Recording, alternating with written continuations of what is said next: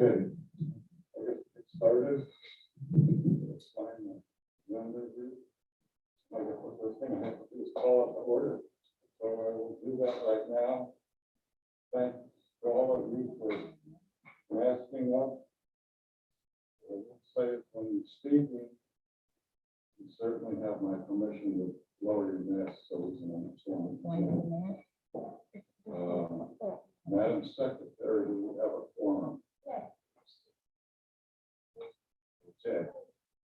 We can move on to members speaking. I have 3 names. First is Melissa Peacock here.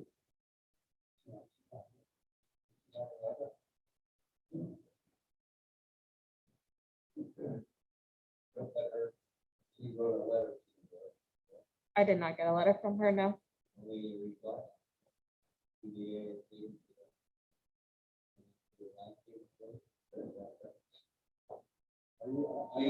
1134. She has a previous. Probably going to talk about.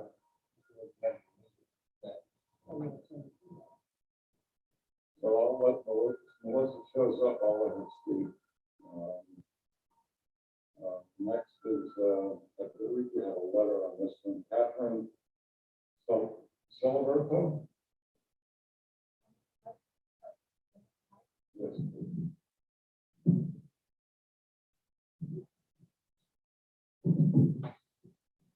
Members of the board, non-residents entering from the rear of Wildcat Cove is a security issue for all the residents of Sterling Oaks. The rear perimeter of Wildcat seems to be the only area in Sterling Oaks which is not fenced and which is within short walking distance to a public parking area. There is no preserve which serves as a buffer between public access and the village at the rear of Wildcat Cove. The fence should be installed in the area referenced above and the cost paid for from Sterling Oaks General Fund. When people were entering from the front of Sterling Oaks during the pandemic, Sterling Oaks paid for a railing installed between the columns despite the fact there was a gate guard at the entrance. Also, use of the Wildcat Pool by non-Wildcat Cove residents continues unabated despite the installation of the security camera. Not only is the camera unmonitored, but even if monitored, what Wildcat Cove residents could possibly identify all of his or her neighbors. The pool gate needs a lockbox or coded padlock to assure that the pool is used only by those who pay the expenses involved in the maintenance of this amenity, which is supposed to be for Wildcat Cove residents only. Since I cannot attend tomorrow's meeting, please have the board secretary read this email into the record. Thank you for your attention to the above. Very truly yours, Catherine Siliberto, 14823 Sterling Oaks Drive.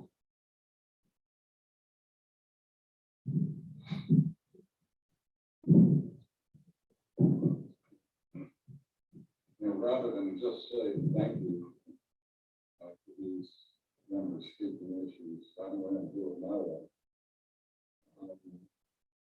Catherine, we are deferring this to your representative, John Mihawk, who will respond to this in a way that he sees fit and bring any changes he thinks needs to be made to the board.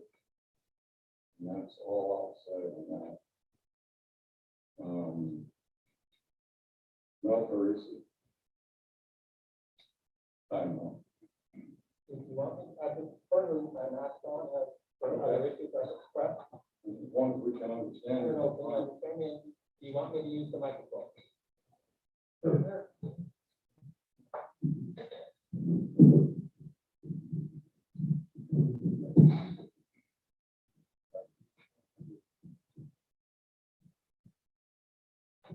I'm here to talk about crosswalk safety, and specifically the crosswalk that runs in front of the guardhouse. This crosswalk is used to cross Sterling Oaks Drive. Children accessing the local school bus use it. Typically, the crosswalk is used by individuals accessing the pool or clubhouse, not just by individuals from condos, but also anyone out walking. This particular crosswalk has 6 possible driver choices. Drive through the crosswalk, turn into the clubhouse, turn into condos, or drive through. This makes the situation extremely complex. The safety issue became paramount. Individuals had near misses with vehicles entering or leaving the community. I'd like to point out that speed bumps are already installed in our community in over 10 locations. Drivers do not like speed bumps because, of course, it slows them down. I would also like to acknowledge that some improvements have already been made. The posted speed limit has been reduced, and there have been posted crosswalk signs. It appears very difficult to maintain that speed as to the downhill grade into the property and uphill grade exiting. My observation is that few, if any, vehicles adhere to the limit. On October 22nd of last year, I sent an email requesting what actions the board was going to undertake after the discussion of last summer. On October 25th, I received the following email. In discussion with the board, no further action are being undertaken at the crosswalk at this time. And on January 13th, another email was sent to the board indicating that a gentleman in a walker had an incident at that particular crosswalk. A Mercedes went around him as he was crossing. Why has no action been taken? Is the board not aware that since the crosswalk safety is an issue and of public knowledge that should an accident occur, the Sterling Oaks community may be at significant risk of major litigation and a huge settlement? I would like to leave the board with 2 considerations. I'm not a safety engineer, but any action, including the addition of simple speed bumps, would improve the situation. I wonder how each of us would feel looking into the eyes of parents when their child is injured at that crosswalk. Thank you for your consideration.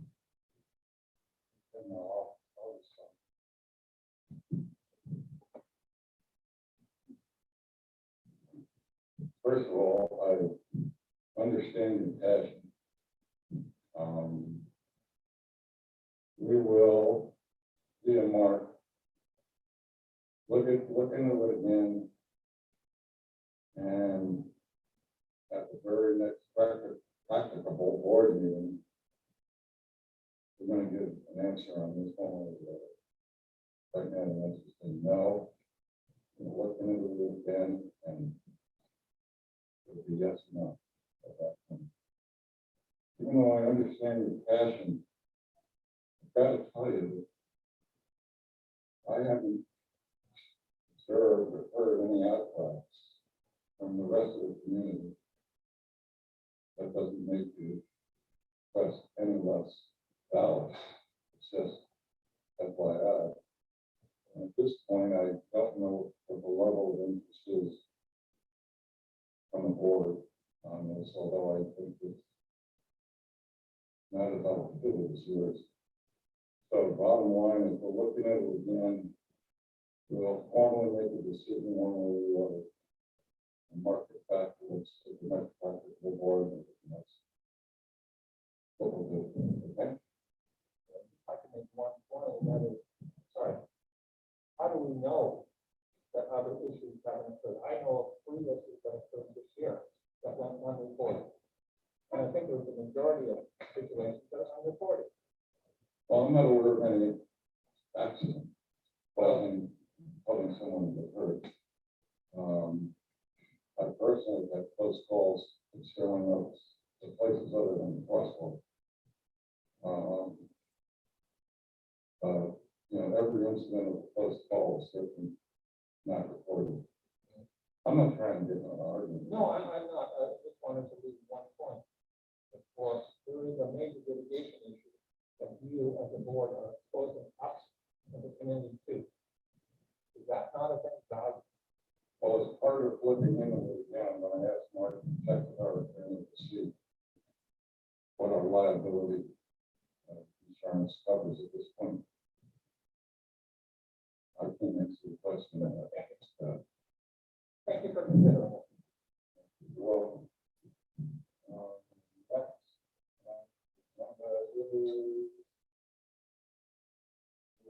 approve the secretary's report, the minutes from the January 27th, February 8th, board minutes, the board meetings and planning. I move that we approve the corrected minutes from January 7th, 2022. Second that. Any discussion? All in favor? Aye. Opposed? Carries unanimously. I move that we approve the February 8th, 2022. I second that motion. Any discussion? All in favor? Carries unanimously. I have two other brief things on my report. Okay. Only two of our directors have been given a sign of the conduct to the office. So I would like to speak to Mr. Code. Also, several committees have not posted any minutes for 2022. According to the policy, please put this list of any minutes to be posted on the website so that homeowners can be informed. What was that first one of all two board members? The code of conduct that we approved in January, that we're each supposed to sign and submit, only two board members have done that so far. So if you haven't done it, please do so. At the end of last meeting, there was nothing that said we were supposed to do that. The document indicates that we're supposed to It sign it. indicates it, but it didn't, nobody brought that up at the last. I think all you have to do is after the meeting, stop and say, on, she's got a few of those ready to be signed. Probably why they wanted that particular sign. Yeah, I don't think there was any procedure established for how and when you So I'm do it. reminding you now. Thank you very much. You're welcome. Okay. Now we move on to the president's report. First thing I want to do is just encourage the assessment from my written notes. Some of you know we have a small glitch with some of our, with 6 of our ballots that were faulty. That glitch has been resolved. Everyone now is in possession of a valid ballot. And just let me say one more thing on that. For those of you that received the ballot electronically, if you don't think you received it, you do 2 things. First, look in spam, because this is where mine was. And secondly, if you haven't received it, let's say someone in the office know you haven't received it and you get it. The problem we have with the ballots, I'll chalk up as human error, period. And it's been resolved. Yes, Tim. I asked, when they were going to get the ballot. I said, you could have got it. So I haven't seen anything. I said, did you get the second notice for the annual meeting? And they said, oh, yeah. I said, well, that's where the ballot is. But people may not be aware of it.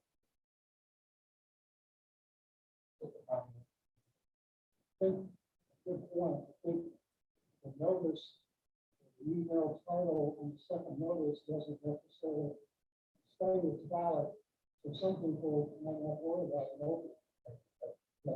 I think that's right. I don't think the 507, you have to open it to know the valid soil. Right. A lot of people don't open the email and just do second notice of meeting.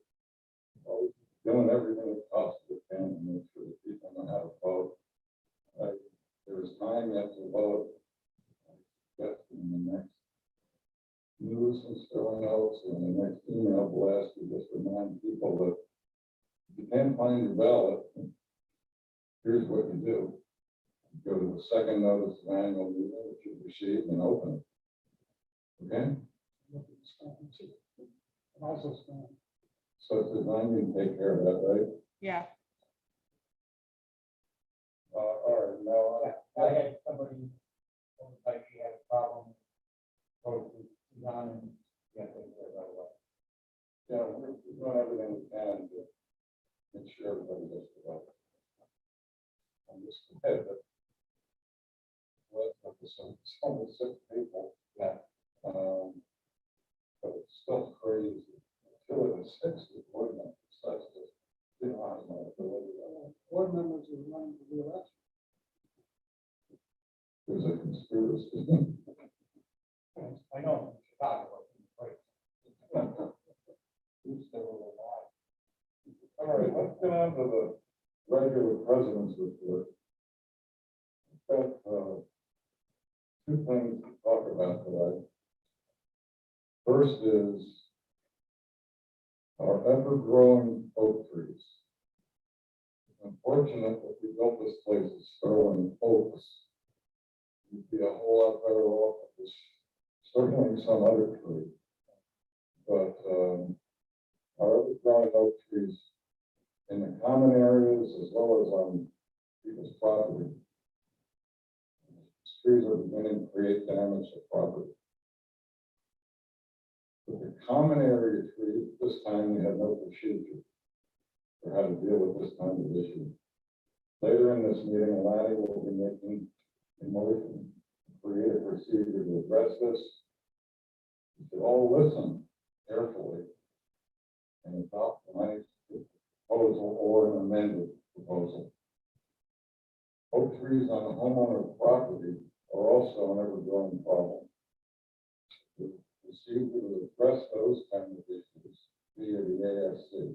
Correct, Mike? The second thing I want to start talking about is our irrigation system. Our irrigation system at Sanctuary Point and Happy Creek is in very bad shape. And it's beyond its useful life.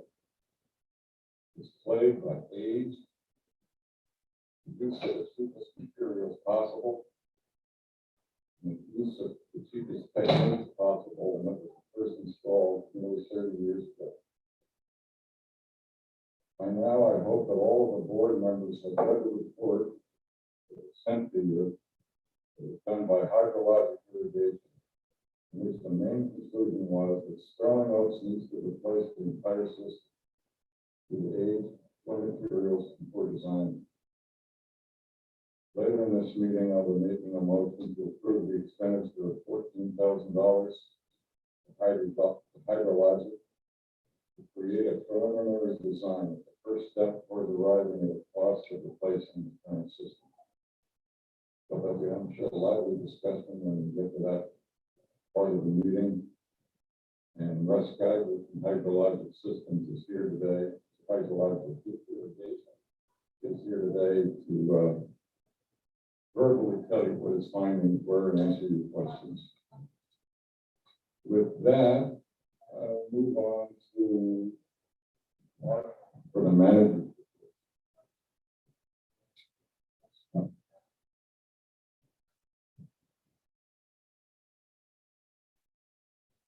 All right, everybody. So you've all received my report, and these are the current projects currently underway. The front and rear monuments that are out of 41 and Old 41. We've received notice that the materials are in. They should be arriving soon. They are in construction.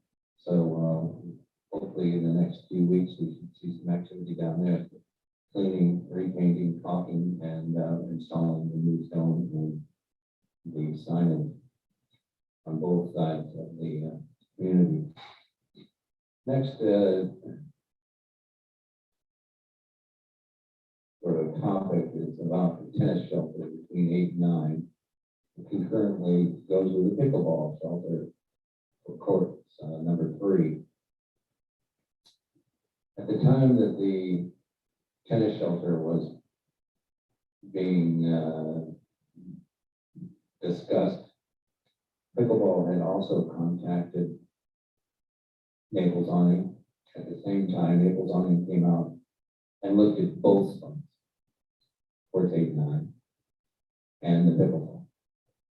In my subsequent conversations with Naples Awning, my question was, do you have the proper concrete footing, availability, and everything else for your needs to put up the shelter?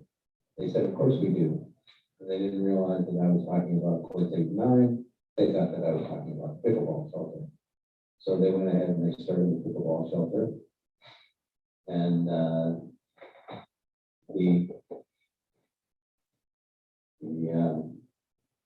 proposal that I had signed did not specifically say pickleball, and the other did not say courts 8 and 9. They both just said 2 shelters to be the size of XYZ. So, mea culpa.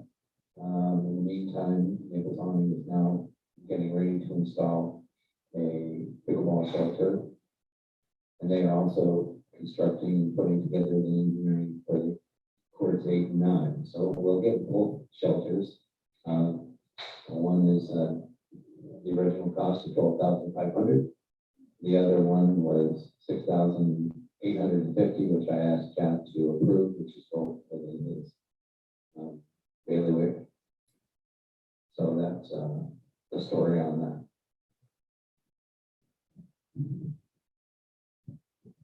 I guess all I want to say is this, is illustrative of the problem of having non-management contacting vendors. Hopeful that this pickleball shelter has been channeled through us and management who live in front of us. Nevertheless, to make a long story short, and that one get 2 shelters, one for pickleball and one for tennis.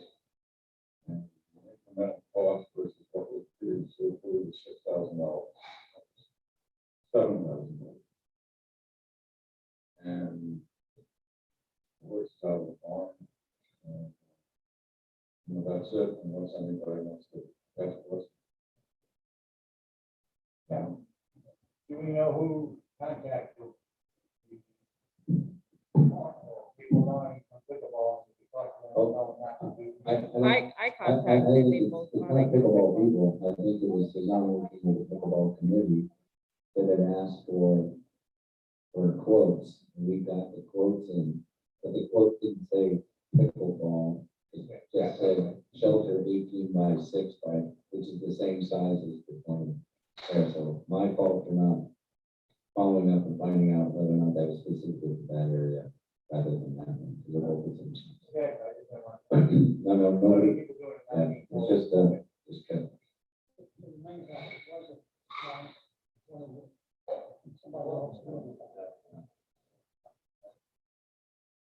All right, that's out of the way. Moving on. As Chad alluded to, the irrigation box, Russ Geiger is sitting behind me with hydrologic.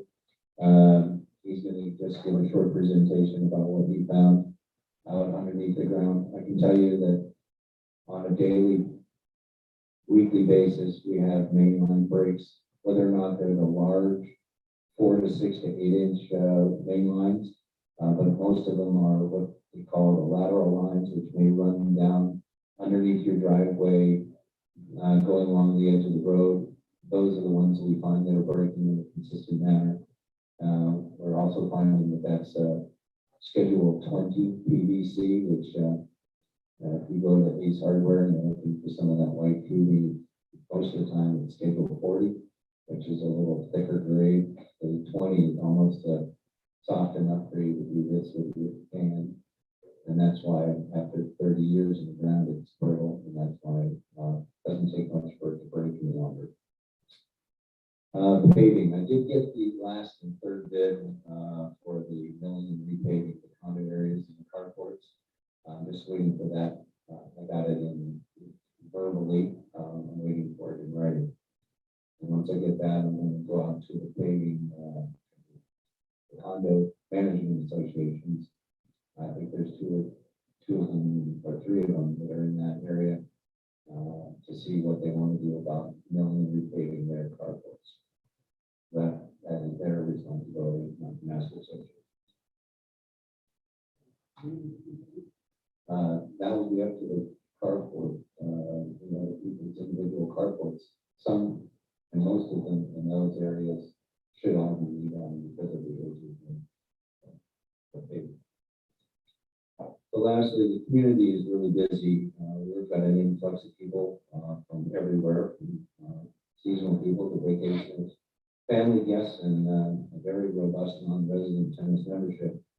And that creates challenges for parking, as all you all know. It's hard to find a spot to get in and park here past 9 o'clock in the morning. So please use the main roadway in front of the club in their capacity. We've got visiting bocce teams, tennis leagues, pickleball players, events, and functions that all utilize the space that we have. We're not currently built for that number of users. Space is precious, so please be understanding as we get to a very busy season. Drive slowly, watch for pedestrians in the crosswalks, and also the bicycles that are all over the roadways. I'm going to kind of move into this area here because it seems that we are getting more and more issues concerning this. And this is I hope that you all have a chance to read my letter that was sent out last week from the GM. And it's inevitable that conflicts are going to arise, tempers can flare, and expectations sometimes are not always met. And everything seems to take a lot longer these days. It's especially true for the food and beverage team. The new owners, non-residents, guests, and tenants may not have a real understanding of the F&B program, its budgeting, or the space and staff limitations the operation deals with. This is the time of year when we always get questions about how many hours are we open, how many days are we open, how come we can't be open upstairs, downstairs, how come we can't be open on Sunday nights, and how come we can't be doing this or that. And I think a lot of people really don't understand the angst and the time that is taken to go through the food and beverage budgeting process in the summer in order to provide its piece and parcel to the HOA structure and its fees and dues. I think a lot of the people that utilize the food and beverage operation that are guest tenants, non-resident, or new homeowners just don't really understand how all that works and how it fits together. The Cabana Bar and the kitchen itself are the same size as it was built by the developer. It's very small and compact. So we can only produce a limited number of beverages and food per hour when the demand is very high. People are going to have to wait longer for their orders. But please be patient. If you do have issues that you feel need immediate attention, bring them to the department manager or to myself. My door is open. One has to understand that when we did the renovation of the clubhouse, we didn't really change the aspect of the actual kitchen. We did add a storage facility for dry goods on the back of it, but it still has the same size cooler and freezer as it was built in 1995-96. The Cabana Bar itself on the inside still is the same size as it was originally built as well. It only has one spot to make drinks. It's not like when you go to any other bar in town where they have, if it was a horseshoe bar, you'd have 1, 2, 3 places for bartenders to make, all the drinks to be able to service different, that many more patrons. So we really have to understand what we are dealing with. It's odd that we go through these seasonal pushes when we have a lot of demand. And people get angry when they can't get what they expect. But at the same time, they don't understand that when we sent out a notice and asked for a survey from the community of whether or not they'd like to expand the food and beverage programs, create a new tiki bar, or do some changes to the existing environment, 3/4 of the population said no. So and that's tough to tell everybody at the pool when there's 150 of them down there all clamoring for cold beverages and hot dogs and burgers. So it's just something that we have to deal with. Anyhow, so we all look forward to this month of March. It's coming up. The weather's going to be great.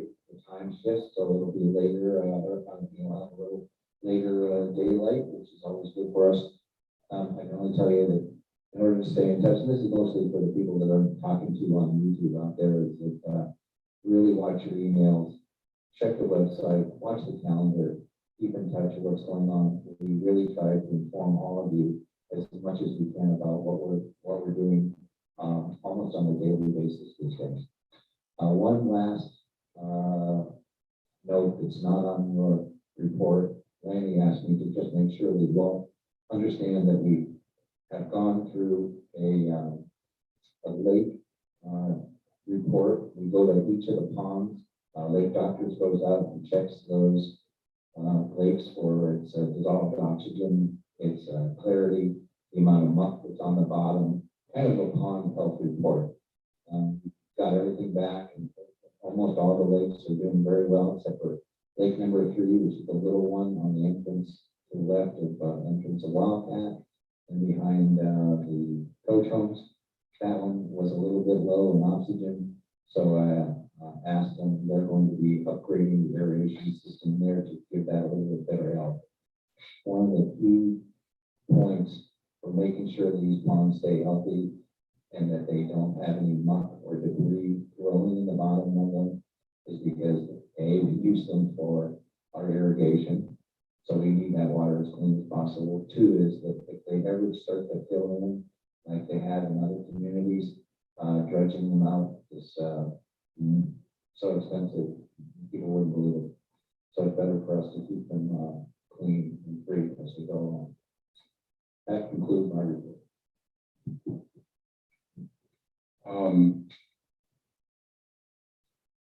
Before we move on, we have one other incident. Between a non-resident member and one or more of our staff. Mark has contacted via letter this individual.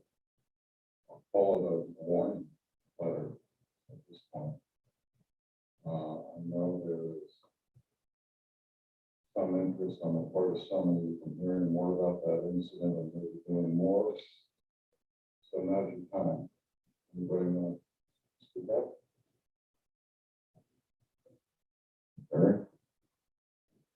Yeah, I think that it's important to make sure that when we have guests or anybody at the pool who decides that they want to go against the rules of the day, and then are told specifically that they can't do that, that they need to have more than just a warning letter.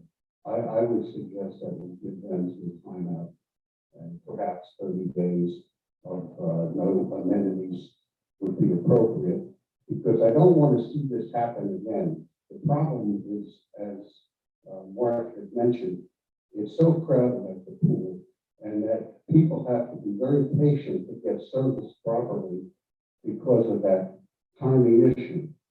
That we need to make sure that our staff is backed up appropriately. So that would be my suggestion, and I'm wondering if put it in the form of a motion, and perhaps somebody can second that motion. Well, yeah, we'll make a motion, then I'm sure it'll be seconded so we can discuss it. I make a motion that we suspend the person involved for 30 days, based on the report from our general manager. Who's the individual for the minute? Huh?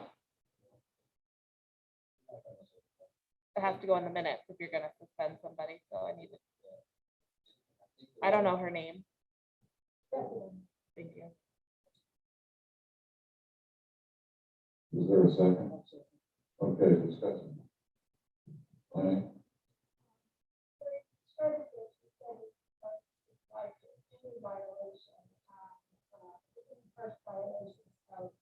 I didn't say first violation. I did not say that. Okay, this is a first violation for the public, correct? But they were told at the time that it was not to be done. And it went against that rule and went ahead and did it anyway. Sat there eating their lunch from outside in front of two people that were told, were telling them not to do it. That's not just a violation, that's a little bit more serious, in my estimation. Okay, well, I just want to clarify, to me, the most important thing is that we discipline members equally. I am aware, or it's my understanding that we have never suspended anyone before for a single violation. That's not true. I was suspended for 90 days for the first violation, so that's not true. I And understand I'm a the member. second violation. That was the first violation, 90 days suspension. I don't care if it's the first or second or third. I think the violation, the implications, the sanctions of the violation should be commensurate with the violation, not commensurate with whether it's the first, second, or third. So I think And then my next question is the board going to be sharing all of these cases? Because certainly there's been many times that Mark and John have written warning letters to members because they violated all kinds of rules that we never even heard of. I think that's an entire war.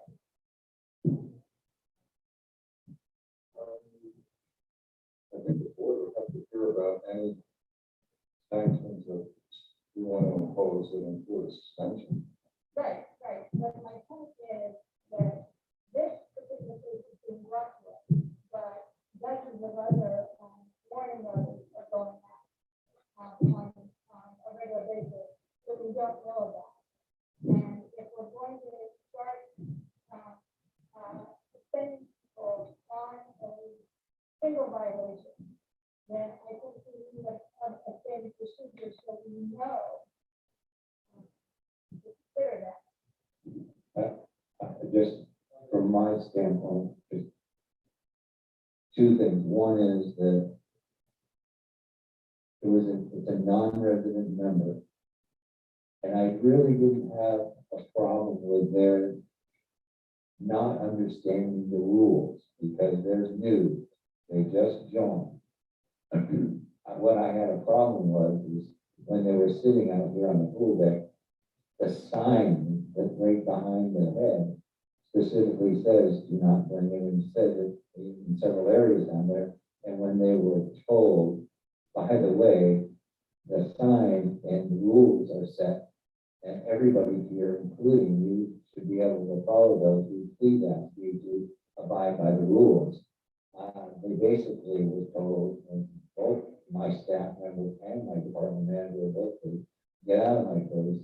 I paid my tennis dues, let me have these things, and if you can't satisfy my needs, I want to go ahead and we're going to do something about it. So get away from me, I'll do what I want. So I think it wasn't so much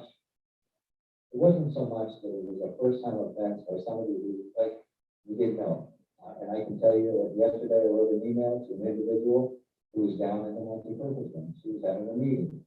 She brought in Dunkin' Donuts and coffee and brought in some fruit and muffins and everything. I wrote her an email. I said, please understand that the following rule takes place and I would appreciate your cooperation in this matter. Immediate email back. I am so sorry. I had no real understanding that multi-purpose room had that. I'm new, I will take care of it, we'll clean this up, and we cleaned everything up and did everything and said, thank you. Completely different than the get out of my face, we don't care what the rules is that we got out there. And I guess what's hard about it is when the staff is asked to do that type of police work, the rest of the community that happens to be right there next door to them all sees that. And if there's no consequence for their actions, then there should be no consequence for anybody else's action. Because I've gotten no response on sending them a letter, not an email, not a phone call, nothing. And I've told the director of tennis, and I sent all of you that as well. And I said, just to show that I asked them for their cooperation in the future, but further actions may be disciplinary. So, no, the 30-day suspension that he's talking about is something outside of what I've asked for. Let me be clear to them. This was not indicated because the person was an outside member. That's not why this happened. Well, it was mentioned, and I just wanted to make sure that it didn't matter to me who it was. The way the staff was treated was so poor that I think that a 30-day suspension is appropriate. We don't see other letters that they send out because they don't think it's that severe. This was sent to every board member.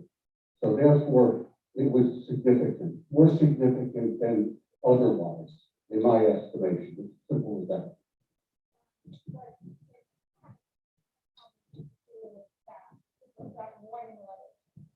And then, Yes, they were not members. Maybe have a specific process for actual homeowners, because it has to go through the steps that we require by the HOA. but we also indicated that, non-resident homeowners are also supposed to comply with it. And our motive is control. So it's going to be the same. It's a big change from what we've done before in a very similar circumstance. Actually, there were two circumstances. The one time the woman was called, by the police were called to take her away. And then we had a serious problem with a homeowner in the bar. But those were multiple violations before we did that. So it's just I just wanted to be aware this is a big exploration of anything we've done before. I don't need to repeat myself. But I agree with Terry. Doesn't matter if it's the third, fourth, or first time, it's what they did. And we have, first of all, we have to back up our employees. Yeah. And second of all, first time, so maybe it's the first time somebody's that blatant. Say, in your face, get out of my face, that doesn't mean 2 or 3 times. Thank you. Let's take a vote. Just to let you know, the previous things were equally great and equally problematic. So if we just, Michael's got to go. Is there any other discussion? All in favor of the motion that was made and seconded, raise your hand. All opposed? Motion carries 7-1.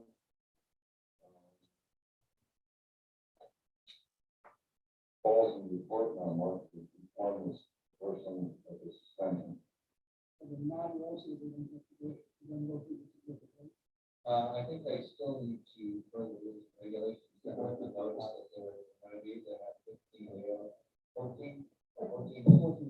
days to appeal. The compliance committee has to meet now.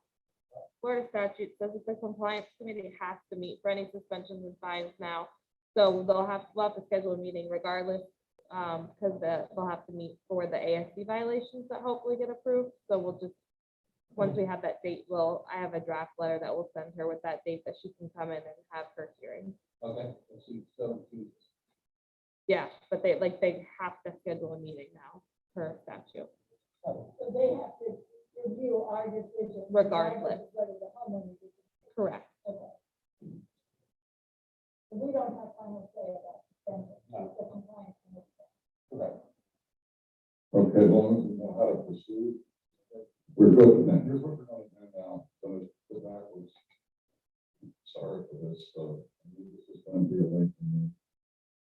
gonna go backwards and Melissa Peacock has arrived. We're gonna give her her chance to speak. Then we're gonna turn it over to Russ Geiger, who will tell us about the findings from the irrigation study, so we can let the man get back to work. So at this point, Melissa, I'll give you the microphone if you'd like to address the board.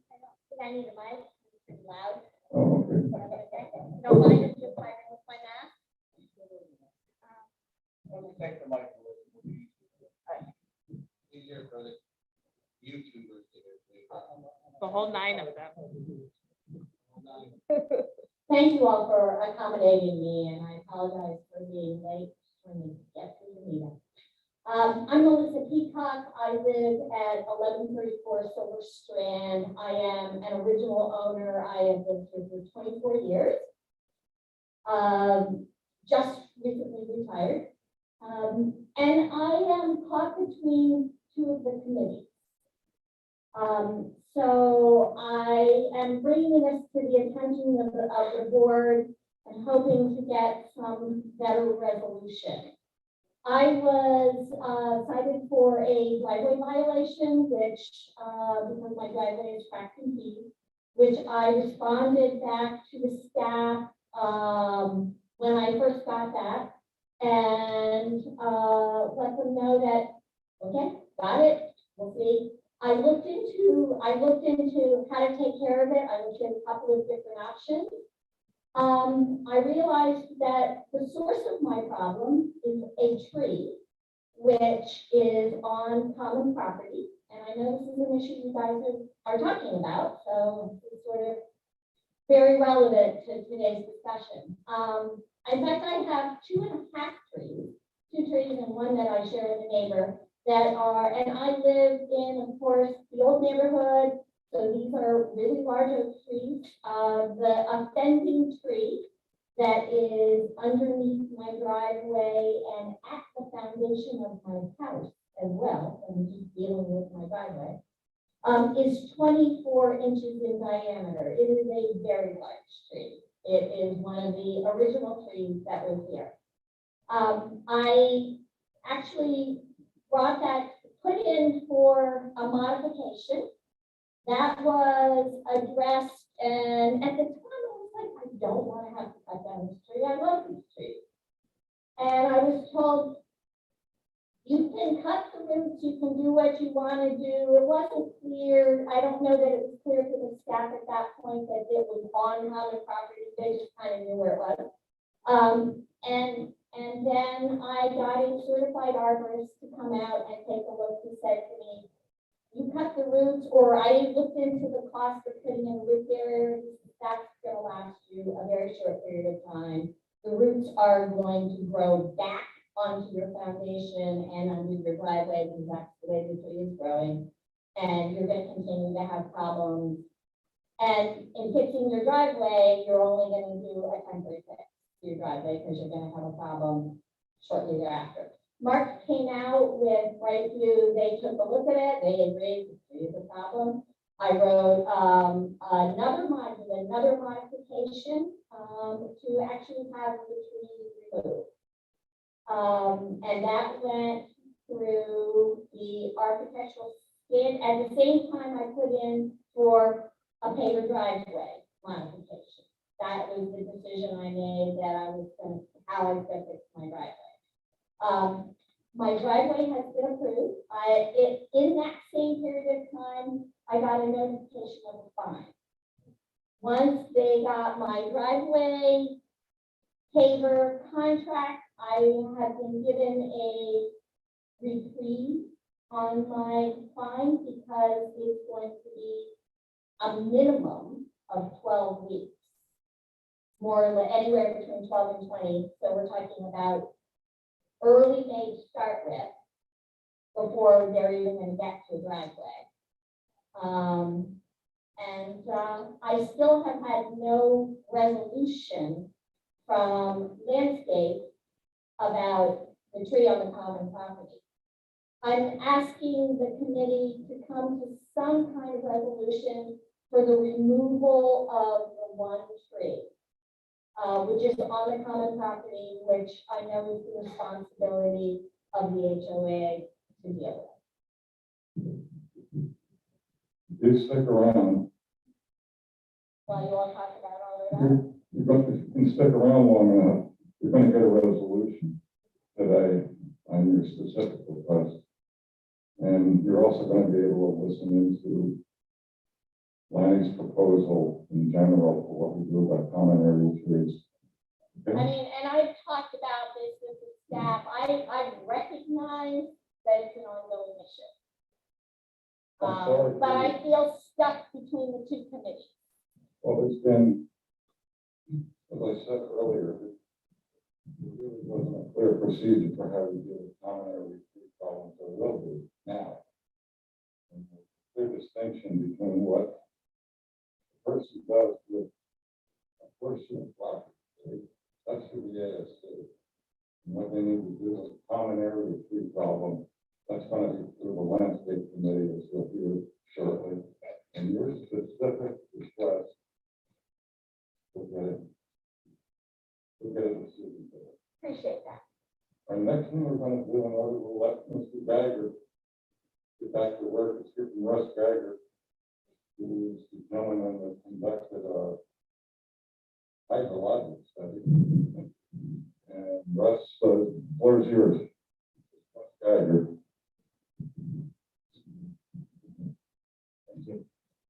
Thank you for having me out today, and, those trees can be a problem with the irrigation too, by the way.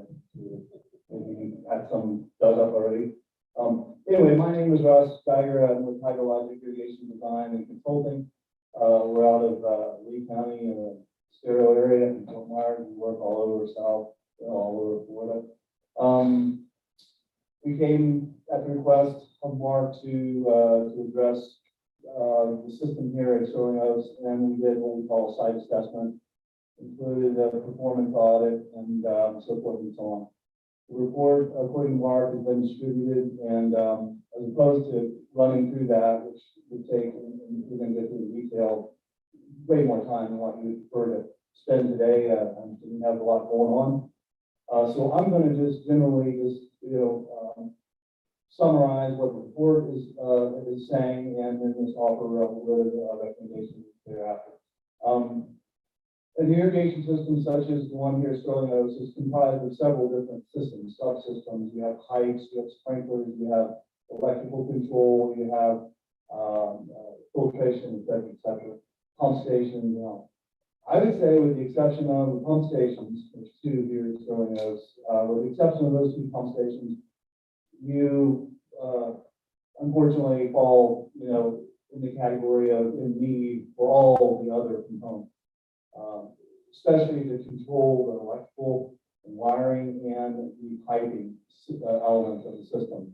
The piping is aged, as we talked about already, and also the way it was constructed. The main line was constructed in an obsolete technique anymore, with anything over 3 inches in diameter. There's no, for 30 years, 20 years at least, solvent welding or gluing the pipe together is not a practice that is accepted industry-wide. And that's what we found. We exposed, there was one spot exposed that we were able to take a picture of. It's in the report, and the location, the specific location is noted in the report. Now, we didn't dig up the entire main line, obviously, but with the bits and pieces of information that we got, this is kind of what has been revealed. So we're looking at main line of old. It's, we said it's not been put together properly with less than appropriate, techniques and materials. So your piping is an issue, especially in the main line area. On the lot level, it's probably not as bad, but it's still not good. On the lot level, you have much smaller diameter piping, etc. But the large piping also, we found, based on the information that we had, and we were able to uncover that, technically speaking, you have to have a certain size pipe to handle a certain amount of flow, or else you're in danger of experiencing what you're experiencing, which is, failure. If you try to cram too much flow, gallons per minute, through a given size, let's say a 4-inch main line, then you're gonna wear on it and eventually it's gonna fatigue and fail. There are standards that we use when we design systems as far as pipe sizing. Relative to the two pump stations that you have, they're both identical. And again, they're both in pretty good shape for, relatively speaking, for their useful life. But those pump stations, they have a capacity to push 400, at least 400, but probably upwards of over 500 gallons per minute, both of them. Well, the problem is right there adjacent to the pump station, the pipe sizes really aren't big enough. I can go through the technical aspects of it. It's in the report. I give the scenarios on both pump stations and what the issues are. But basically, adjacent to the pump stations on both sides, on both pump stations, you have piping that is really being exposed to higher flow than what it should be based on design criteria. So you're going to have more problems. It's not going to get any better. It's going to get worse. So we've got problems obviously with the main line. The control is very outdated. The wiring is very outdated. You have you have a multitude of small controllers all throughout the site, which is a recipe for a lot of problems. Scheduling is a nightmare with all of those controllers. Tampering can happen, can occur. Adjusting the controller, which is very important to do. We need to adjust the run time probably 3-4 times a year, at least throughout our cycle throughout the year. And adjusting there's dozens and dozens of controllers out there.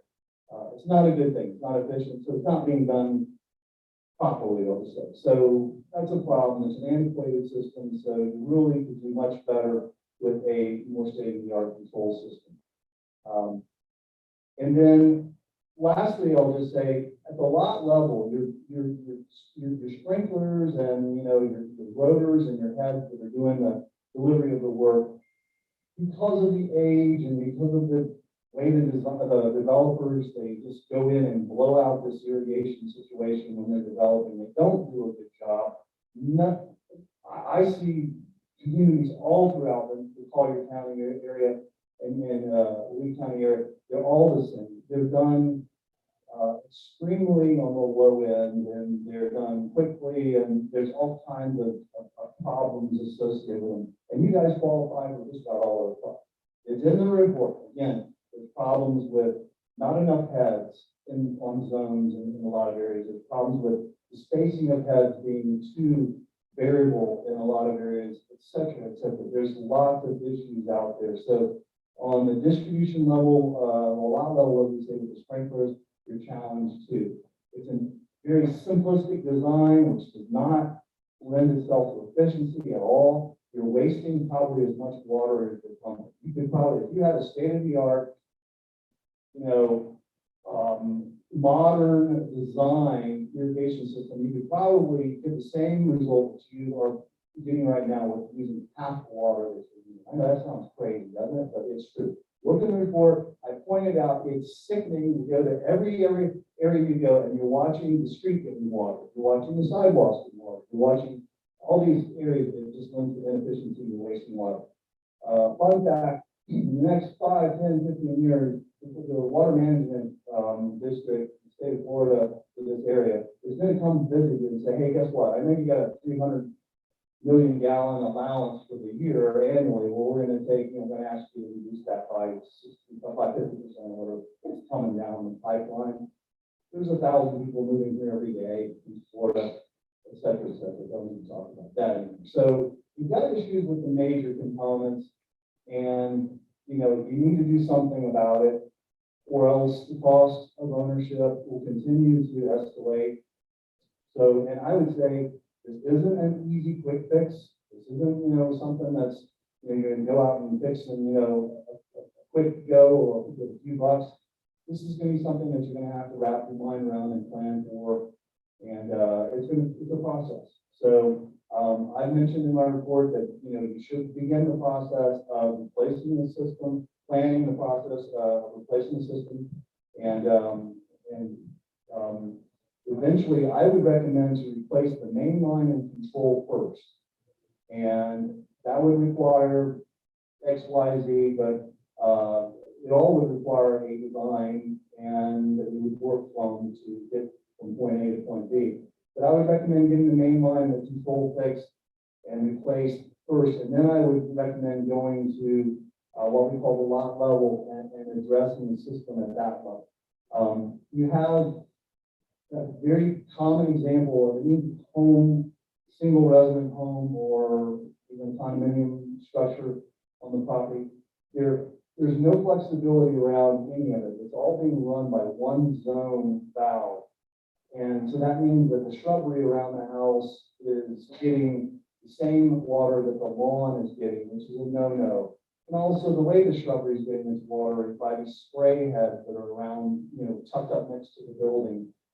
And all that's happening is from me to this table, that spray is supposed to spray 12 feet, it's spraying right into that shrub and it's dropping right there.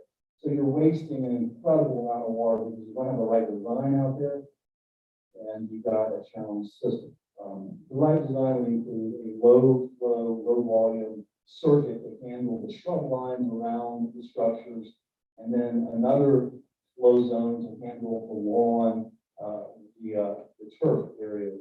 They require different amounts of water, and the delivery system is very different. Without that, we're very inefficient. So I know I've given you a quick rundown and overview and a good bit of information in a short period of time. But again, I wanted to keep it general and keep it quick. So I'll be happy to answer any questions, but at this time, my recommendation would be to seriously consider looking into, replacing the system in the future as time and capital funding next. Yes, sir. What's the current value for the $2 million health and safety? What should it be? We don't know exactly what we have. Pump station 1 apparently was modified. There's a 6-inch line that was coming from pump station 1 and then branches on the boulevard and goes either way. Well, to begin with, a 6-inch line only handles 425 gallons per minute safely.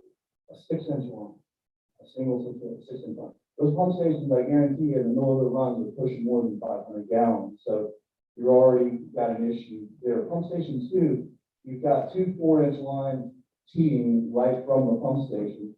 The 4-inch line safely can handle 200 gallons a minute. So again, if you've got a 500 gallon plus capacity pump station that's chugging away in the middle of its duty, then it's going to be delivering more than 200 gallons either way on that tee on pump station 2. So those pipes need to be, 6-inch pipes on pump station 2 going either way until we hit the first tee, where the pipe tees off and the distribution divides at that point. And then depending on what's going on, because pump station 1, it looked like some property was, or a residence was built there or something. And according to Alan, he thinks that there's just a single 4-inch line coming from pump station 1 and then teed into 2 4-inch lines on the boulevard, which would even be worse. You're going to have problems there if you haven't already, right there, close by that pump station 1. If you have a new control system, you have a central that will control every spread out of that pump station. That's correct. You'd have the convenience of having all of those controllers consolidated into today. There's a number of ways we can do it. Mark could have it on his cell phone or a laptop. He could have the ability to turn on or off the system, change run times, etc.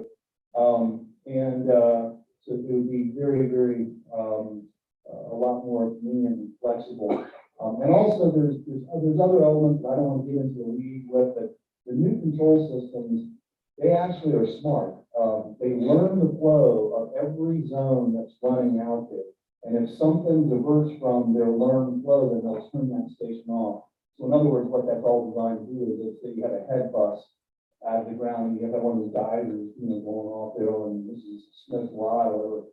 Well, that controller will know that that's not right for that particular zone. outside of it's very, its criteria for flow, and we shut that off. Same thing with main line breaks. Solar panel, essence, the whole pump. Yes, that's true. Yes, sir. Can you just give us, what you've done at some of these other big communities? Quickly, Corona, for instance, how many homes? Oh, there was, I think 18 or 1900 doors that were on a walk, but yeah, a massive project there over a year time, we did it, it's a development development, we know it, but it's a rather large community, but we went in and, replaced and changed all the pump stations and replaced all the control. We ended up trenching over 20 miles of control wire in the ground, which, was interesting to know that, extensive, but that was a big project, and, we're doing something very similar right now over an Island Walk, which is a system development, and it's another development project,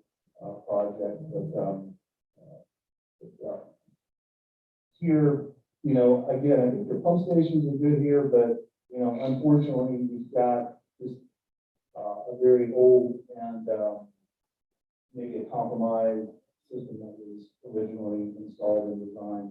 The projects you just talked about, those are what I would call replacement projects, not initial projects, correct? That's correct. And 30 years is, it's not a magic number, but, there's a lot of developments that are around there, reaching this kind of a, plateau of their useful life of their systems, and, it's, the pipes last longer than some of the other components, electrical components, but all in all, yes, you can change out the pipe and keep the electrical, but in your case, the control electrical system is very compromised as well. Yes, sir. The Corona Walk project, have you finished that? Yes. What was the magnitude within some ranges? For the top 20 of those? That was over a $2 million project there. Here, one of the issues that you have here is that there's, the driveways are close together, and there'll be a lot of directional warning after the third, so, as opposed to doing much more involved than doing the initial install. I know you're gonna do extensive study, but there's a thing there, whether the time frame you think this would take, and a ballpark near number. It's hard to say, to do it all, I'd be reluctant to guess at this point. To be honest with you, I really don't know. It's one of those things that, I get asked a lot, what will this cost? And this would be a large project because of all the main line that would need to be replaced. The good part about it is it's not huge main line. The largest main line would be, 6-inch sections, and the runs wouldn't be too long. But it's, it'd be in the millions. It's definitely, I would say, at least a couple million, if not more. How much time? 6 months to a year, 0 to 6 months? That's variable, things right now, like we know, it's hard to pinpoint anything in terms of timing. I'm hearing the materials right now for jobs. People are ordering materials for next year's installation, and that kind of stuff. But a lot of times the project, I do golf courses as well, and a lot of times those projects are very time sensitive. And, a lot of times what it ends up is it backs the contractors into a corner when they bid on it. And, if you say, well, we only have, 3 months to get this done, we need to get it done in 3 months' time from commencement to end. And then that's just gonna mean they're gonna have to bring in more resources and will probably affect the price.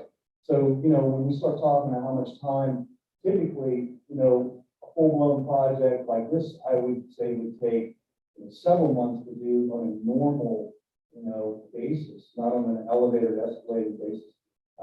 But you can, as a client, you can put those parameters in the RFP and ask for estimates and bidding on those times. But, again, I think the first thing to do, what we do, process is get this design done and then call in one or two reputable contractors that are local and have them estimate the design as opposed to do a formal bidding and going through the formal RFP and all that stuff, because all that costs money. Just you're looking at trying to wrap your mind on what do we need and what's it going to cost, and then what can we afford to do. But to get to that point, we really have to get everything on paper and on a design and say we've got this many linear to do this and all of the building materials need to be created and get an estimate and then absorb it and digest it and then see where maybe it'll be okay. Well, that sounds good. We'll take plan A or alternate A, and we'll take that approach. Or you might say, oh my goodness, so that's crazy. We can't go back and retool. So it's just to get to a narrow the cost range down. It does require to get the design done. Otherwise, we're just if you brought in contractors and had one in here this week and one in next week, you're going to get stuff all over the place. You need to have a sheet that everybody is going to see the same thing and that it nailed it down. This is how many linear feet, this is how many components, et cetera. All the lots also. Pardon me? They also include the lot, what you call the lots. Verona has not, but they're very interested. In fact, I'm supposed to be meeting with them soon. I'm waiting to hear back, and they're going to start that next stage, starting with that lot level. They had the original, they sort of. Sure. One, on your site assessment, the pump stations that we have, one of the questions that's asked is that you have two areas that are not currently under irrigation on the Sanctuary Point, and the other is the portion of your neighborhood. Do you feel that where they redesign with the proper controllers and the proper piping, that those pump stations and could supply those other homes, those 135 homes, with irrigated water with a current station, or do you think we would need a third station to reroute everything and provide it so that, because that's one of the bigger costs in the pump station? I'm glad you brought that up, Mark, because, and to that point, you had asked me if there was anything on my site assessment that I did that was part of the proposal for the original work, and I told you no, there was. And what it was, that what I've already done is that element. It's not a huge one, but it will save you a few bucks on the next proposal as a tip because it's already been done. But I digitized the entire site, and it's real fun, by the way. It's something to do when you're battling insomnia. But I digitized the entire site, and I came up with irrigated acreage, and then I plugged that into a formula.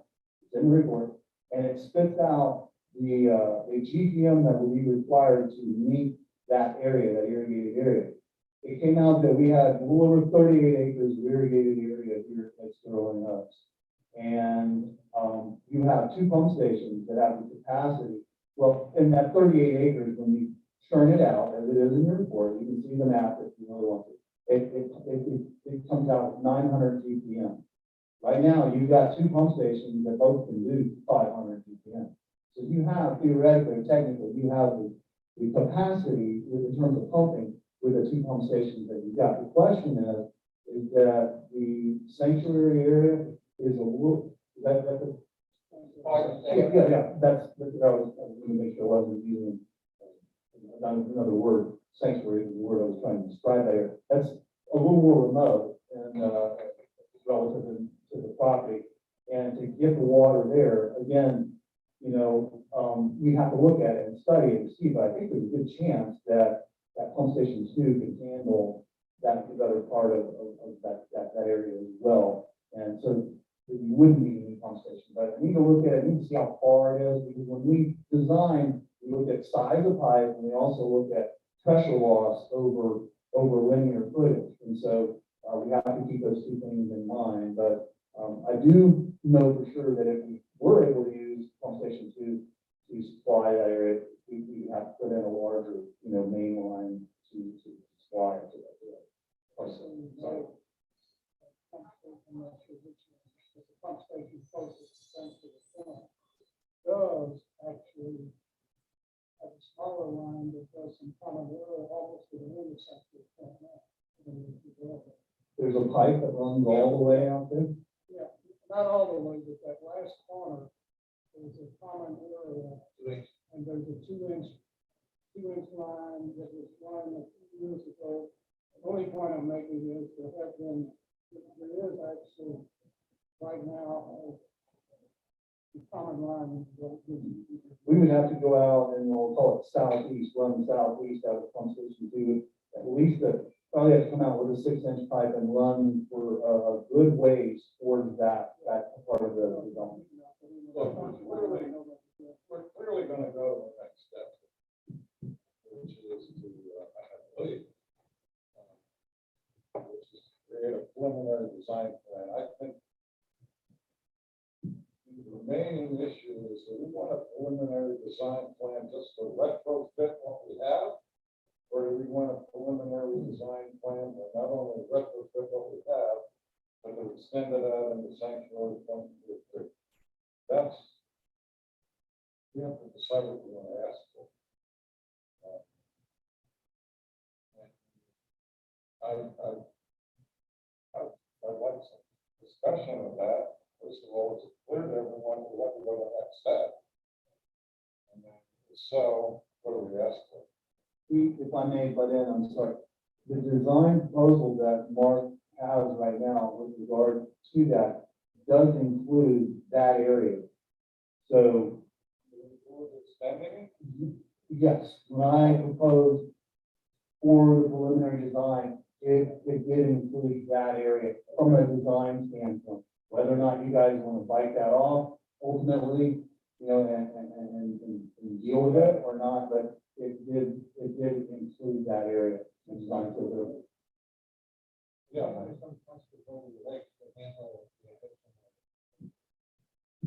I don't know, but here's what my common sense tells me. If we're wasting half the water that's flowing out of the lake now, simply move it off, they want to handle the additional acreage if we have a modern system. Is that right? in general, yeah, I mean, but it's more involved story than, than that in so few words. And also, I mean, I assume the homeowners are all paying their own irrigation bills, the potable water. Yeah. That's that's a lot of potable water that's being used for irrigation. That's a good thing. That's a lot of money on their part. We're on a project like this, incrementally, this is almost, let's forget about the water, with the main line and the controllers. You're gonna have 2 controllers, you're gonna have several main lines going out. Efficiency of adding rooms would be probably very cost effective. Another way of saying it, the difference in the cost of replacing the existing and replacing the existing, expanding it would not really be directly proportional.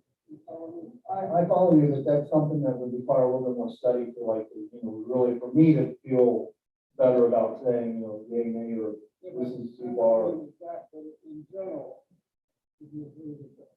The use of efficiency in the bigger project. Sure. It's like, hey, Island Walk, we have 36 pump stations, and we're consolidating down to 15. It's like I use the power consumption of all the small pumps trying to do the same thing that a larger pump or a combination of larger pumps to do. You're losing a lot of efficiency in power consumption. So the larger the pump or the motor is, the more efficient it will be at delivering per gallon, whatever that pump can push. John? Statement about the wasting 50%. That's sort of a pretty good thing, and then somehow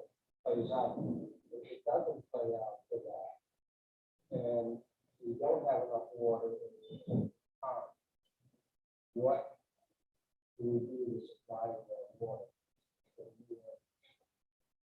Right now, according to Alan, we have recharge wells on the pond, but they're not being used because you have an artesian flow into one or more than one of these ponds that are keeping the water table up. That's what Alan mentioned to me, like, we never run it. In fact, I think he took one of the ground wells and repurposed it for something else. We had, I think, The tenants, we actually, we asked the flood to give us that, permit for that, we're not using the other recharge wells. Those are only, the other recharge wells are, shallow, aquifer recharge wells, which actually just take the water at the bottom of the pond, throw it into the pond, and, these ponds, there's no holding. They're like column or sieve, and hydrologically, the water just moves around underneath it, so any lake and everything goes in this at the same time. If we were back in the drought period, like we were in the eighties, these lakes are probably a lot lower at that point in time. But we've never seemed to run out of water on either of the lakes. Even when they suck down, you can see where they you've go. got to have some artesian flow in there. I know a lot of other sites around and they're, that's not the case. Their ground wells are running 24/7. We're on a walk at larger system, but they have 3 or 4 ground wells that are recharging their lake system 24/7, unless it's during the summertime. We've got some artesian flow, which is that's a nice thing, as long as the water quality is not bad. And we did our water quality irrigation suitability study on this water, and it wasn't that bad. It's a lot worse water in the area. So that's a good thing to have that, because otherwise you would have to engage those recharge wells to keep up, especially if you did bring online some more demand with the sanctuary area. I wish we had greater participation in the residents. Side, what we're talking about here is a problem. It's a big deal. It's a problem. And it's going to be a big deal financially.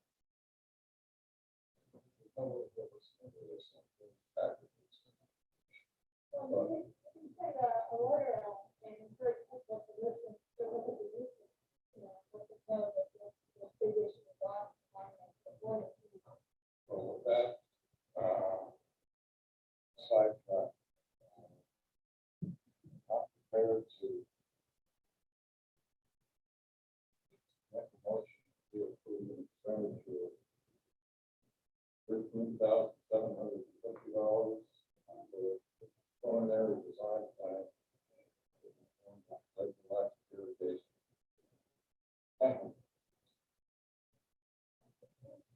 Is there any discussion? Yes, one of the things that I think is so important to remember is that if this were on top of the earth, we'd all be looking at it. The fact that it's all underground means people don't even pay attention to it. And here's the big issue for me. This should have been in some kind of reserve capacity from day one, because it is a capital expenditure of that nature. We have no reserves whatsoever for this. So we're going to go from ground zero to 100% in a matter of 4 to 6 months here. And we're going to have a problem that this community has to live with for the next couple of years. All right? I've been asking for this to be included every year since I've been on the board, and it's been ignored, but I think we can change that, with the next reserve set. So I think that should be, seriously taken a look at, because I think it's been a mistake for years. You can do that and raise everybody's assessment by hundreds of dollars a month, or you can sit with one big special assessment. So we're gonna try to put in reserve $2 million, and that's double what's reserved right now. That doesn't make any sense at all. I don't need to cover this, project, but once this is done, the addition to the reserve in the system is new, it would be very limited. 30 years ago. I clarify that, I'm not putting it in now. I mean, it's too late, I mean, it should have been done 5 years ago, 6 years ago, but since we got it. Done this morning. But Let's but not it go, makes let's not it go, limited to do it. let's not get too bogged down. I'd like to call the question. All right, all in favor of the motion, please say aye. Opposed? Carries unanimously. Thank you, Russ. Thank you. Thank you, Russ.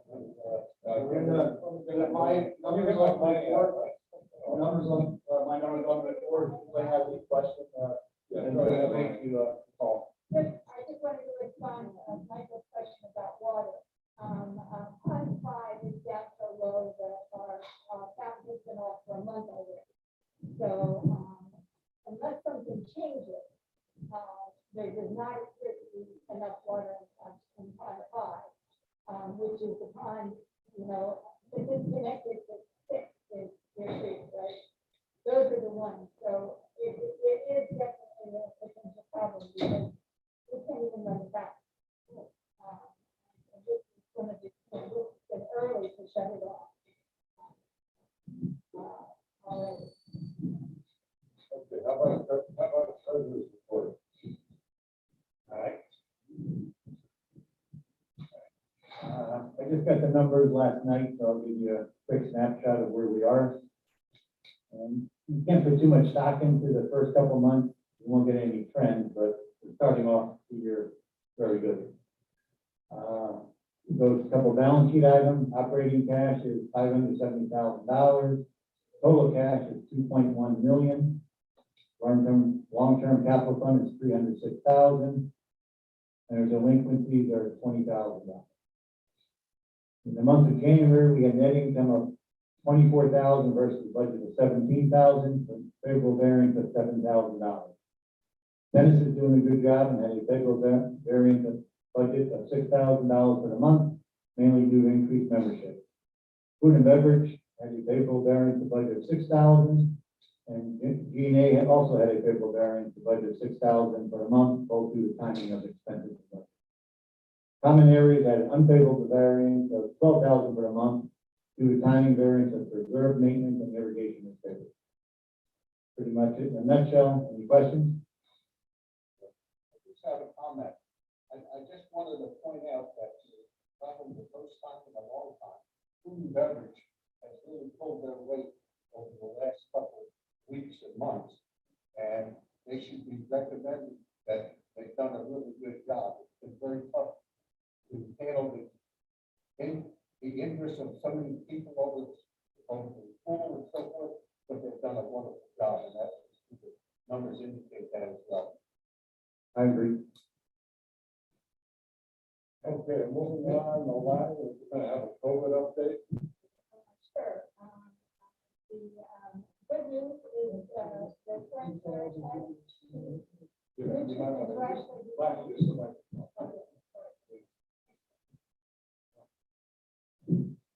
Starting again, the good news is the current surge has peaked. New treatment drugs are becoming more available. Fully vaccinated people still have a lower risk of getting infected and becoming seriously ill or dying. Prevention remains better than treatment. Our local hospitals are starting to schedule elective surgery, and home test kits and high-quality masks are available. The bad news is that new cases and positivity rates remain high in Southwest Florida. Rates are declining much slower here than in some areas of the country or even the state. Florida, we've also learned that Florida is not reporting local infections when non-Florida addresses are given by the patient. So the snowbirds, when they get their test, use their home address up north, it's not counted in the Florida case, even if they've been here for 3 months. So So we really don't know how much worse it is. Some other bad news I was shocked about, only 40% of Collier and Lee County residents over 12 have received booster shots. There's still many new hospitalizations in both Lee and Collier County. I looked up data this morning to add, and it's essentially the same as last week. Collier County new case positivity is down a little bit this week, but is still in the substantial area. So as you can see, our level of infection is such that CDC still recommends that everyone in Collier and Lee County, Florida, should wear masks in public indoor settings. And I've added that at the guide there. So my bottom line is that we should continue our current COVID management plan at this point in time.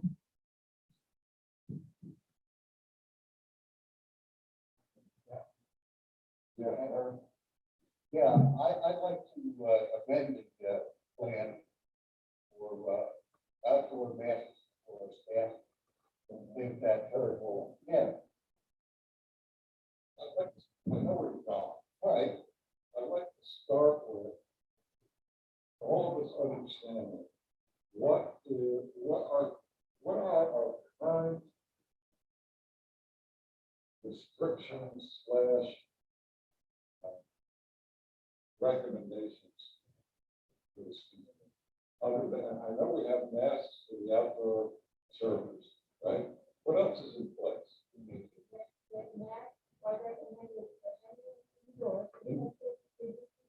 Okay. They're only mandated for staff.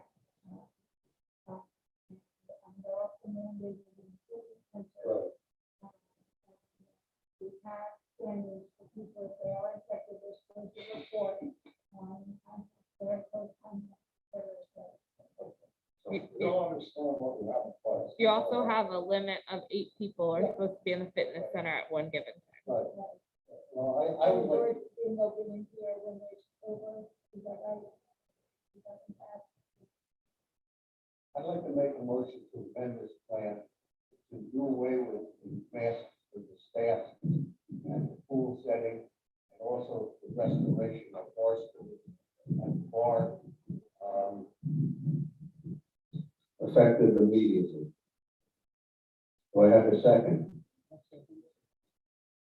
Second, discussion. Discussion?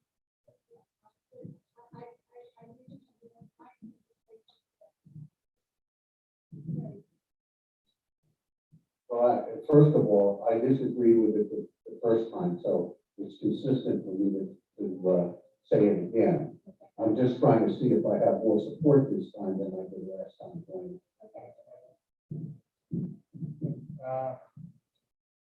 I totally agree with, Dario can make a motion too. In my mind, it's ridiculous and insane that we are requiring our staff to have to wear masks while depending on the day or event, we have over 100 people that are not wearing masks outside. We have 70 plus people every day at the pool. We just had an event with 100 people outside on a Friday night. We just had 40 plus people eating lunch after a football tournament, and nobody's wearing a mask. And we're worried about the 3 to 5 people that are serving us. We're gonna catch COVID for them. That's just nuts.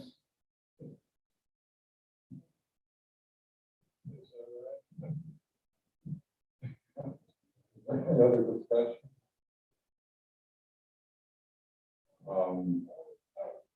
John? It's still the CDC recommendation. No, it's not. Not for outdoors. It's not a regular. When people are within 16 or something else, and in an employee situation, it is recommended that they do. That's why staff has been different.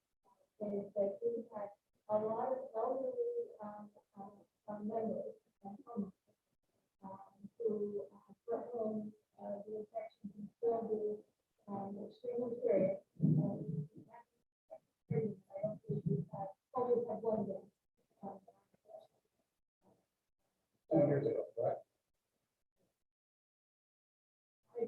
first start, yes.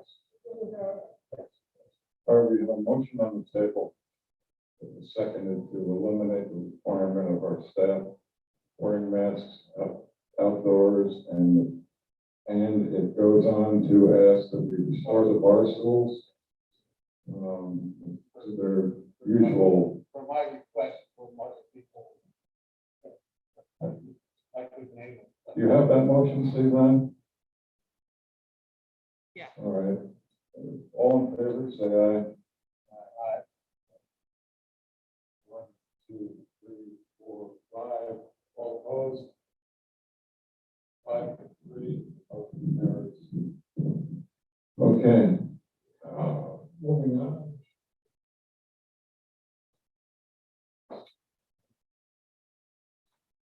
Indulgent, I don't think we're. It's indulgent. I don't think we're endangering anybody's life. Just indulgent with that comment.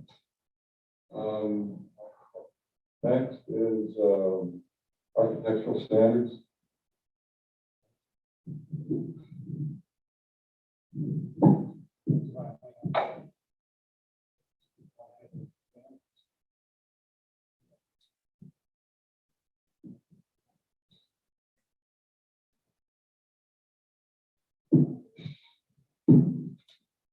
Okay, what you have in front of you is the timeline that we used for the inspections. The initial inspections were done in October, with the second round, the first of February, violations. And the third round, again, was on this Tuesday. We brought it down from a couple hundred to about 7 individual homeowners, which we have delivered at this point. We divided those into 3 categories.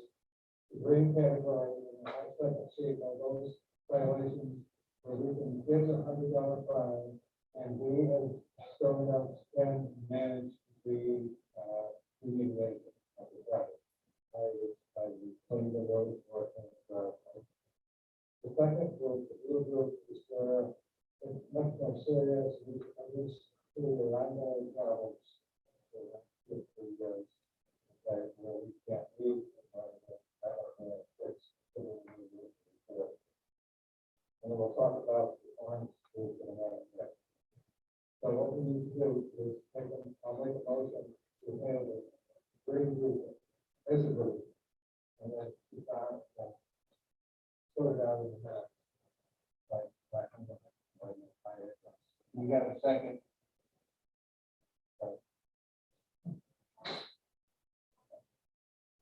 Second, planning, discussion? No discussion? All in favor? Raise your hand.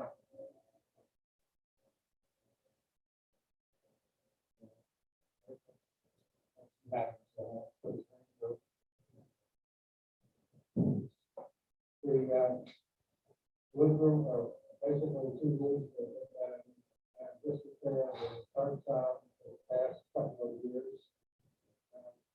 And the third problem is ongoing for the last several years.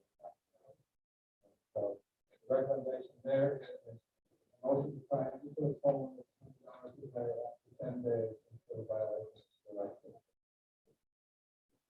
What is their response? Why aren't they doing it? But we have these 2 initially were in litigation. Okay. Now, what's going to happen now is this is going to force them to the compliance committee. But they haven't responded in the last year. So we don't have to respond. They haven't responded. Initially, they responded. So we got to get up this. So this will force the compliance committee. Generally, when they say it's in litigation, I just get a letter from an attorney that's representing them saying they're in litigation, but we don't get any copies of like court orders, where it's standing in litigation, any updates, signed contracts, proposed dates on it getting fixed. It's just in limbo. Them saying, has this attorney from Jasper Roofing saying it's in litigation. And that's all the information we get. I think we should get a real Jason. How valid the statement when they were litigation. Just accept that, and I'll know it. Yeah, so I think that's why we're recommending at least moving on with this step for the up to the $1,000 fine. It's gonna have to get the 14-day notice to the compliance committee to meet anyways. And in that time, we can go to Jason and see what leg we have to stand on, where can we go with this, how can we get it fixed? But we just need to move forward with something. So if they go to the compliance committee, obviously, whatever they give them will be judged as to whether or not it's valid. Right? Right, right. Okay. We have a motion in a second. Is there a motion on the table and seconded? All in favor? Unanimous. All right, and the third group. The third group's a little harder. It's all of our condos and coach homes that have lovely roofs over there. Except for, I have to say Sweetwater Bay 6 and Sweetwater Bay 7 are the only ones that have no violation. Thanks. So I emailed their property manager yesterday saying, where are you with these? We need an update before I turn them over to our attorney. 'Cause in all honesty, I don't know how to address them. I mean, I can find them $100 or $1,000. Who do I find them to? Who pays it? So I think these ones, we just need to work with Jason on figuring out where to go and how to get them corrected. If we move forward and wash these roofs and fix these driveways, how do I get the bills paid?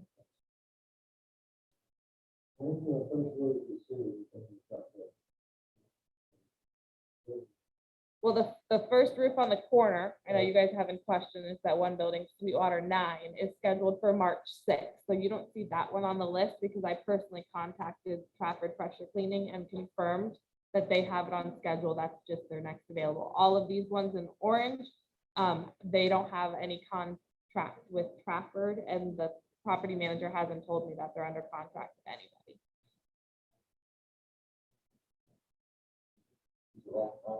Just the orange section, yeah. When did you contact them? They've gotten the same notices, just like the single family homes, the same timeline. They got a notice in October, and then they got a notice again in February, and I personally emailed their property manager several times. They're all the same property then? Who is it? Christian or is it Bernie? Everybody got turned over to Bernita.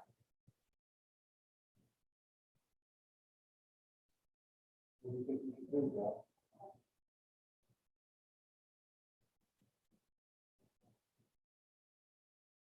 So these, we were just kind of just telling you that we're aware, that we're aware there are violations, that the condos aren't going unseen. We just need to work with Jason to figure out what we can You do. don't need anything from us. Not, no.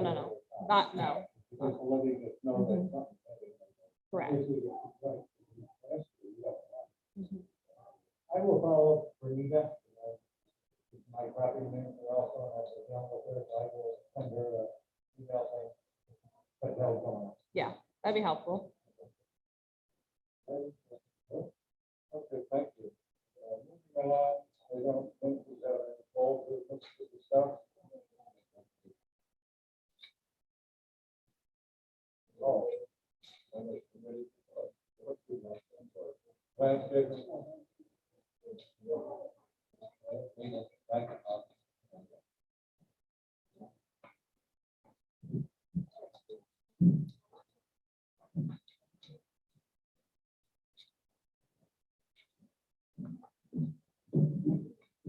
You have a copy of the landscaping committee report in your packet. The landscaping commission met on February 8th. The first item is the tree removing barriers or tree removal. As requested by the board, the landscaping committee considered a request from the homeowner at 1154 Silver Strand. 302 are located on county property adjacent to the lot. Using zoning for the fence and driveway. While the statute clarifies that roof trimming or roof barriers are the fiscal responsibility even if the tree is on common property. We understood that the homeowner did not want to move the trimming, and the question of the tree be removed. Based on guidance from the Florida statute and from Jason, the landscaping committee recommends that trees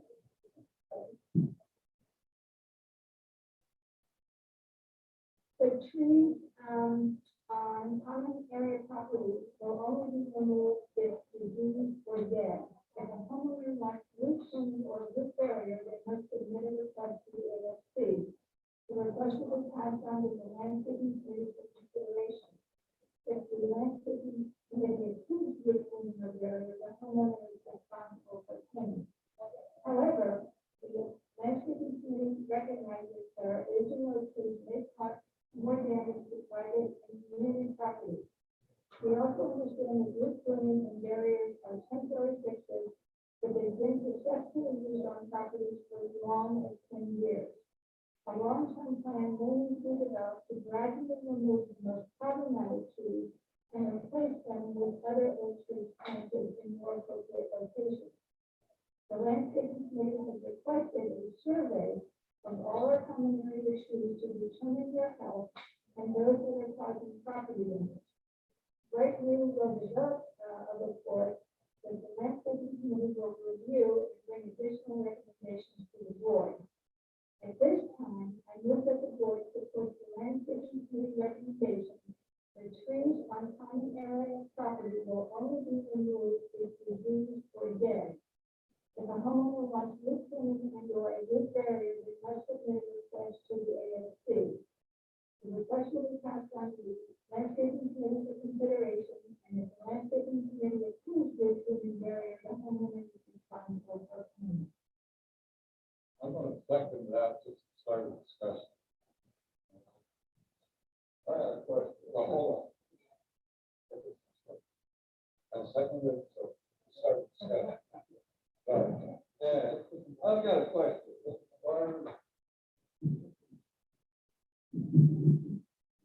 Are all of the condo and hotel trees common area trees, or are they property owner trees? There are limited common elements under the sub-association of your building. That doesn't mean that there are certain areas adjacent to the condos, such as the ones that are along the north side, on the other side of the fence line. I think the oak trees that are along the roadway between Eagle Grove to, behind the mailboxes going down to the plaza, those are trees that are common. But within the confines of the buildings themselves, I would imagine each building has a property The line. question, that's why I asked the question, you got the driveways there, that's what we're talking. That limited common elements adjacent to the buildings, not to the master. We don't manage those driveways, we don't manage those areas, we don't have any, Those are owned by the building. they're owned by the building. Mhm. That's why this is a huge issue. And that's why one place is to not start cutting down a healthy tree until we have a chance to find out how big of a problem is. Because like never get people ready to act for us to say they have to choose forward. And once we start, it's hard to stop. So we recommend getting a full study first and keeping things that help us to stand until we have a chance to look at it.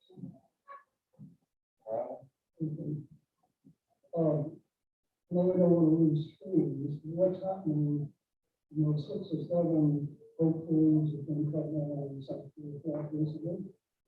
They were approved. By the way, I checked the regulations. If you cut down an oak, you're supposed to replace it. Most of them have not been replaced. In other words, the thing, we gotta have at least one hardwood, but our regulations actually say if you cut down a hardwood, you have to replace it. It hasn't been happening. Okay? So that's the first thing.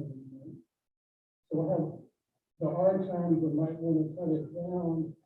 It doesn't make sense to me that a homeowner can decide to cut a tree down. Yet we're gonna have a rule that we never cut a common down unless it's diseased to death and can be for the reasons. Okay? So I have no trouble with going that far, that black and white. But my main concern is the community property, let's look at it as another entity, another homeowner. If your neighbors, let's say we didn't even live in an HOA.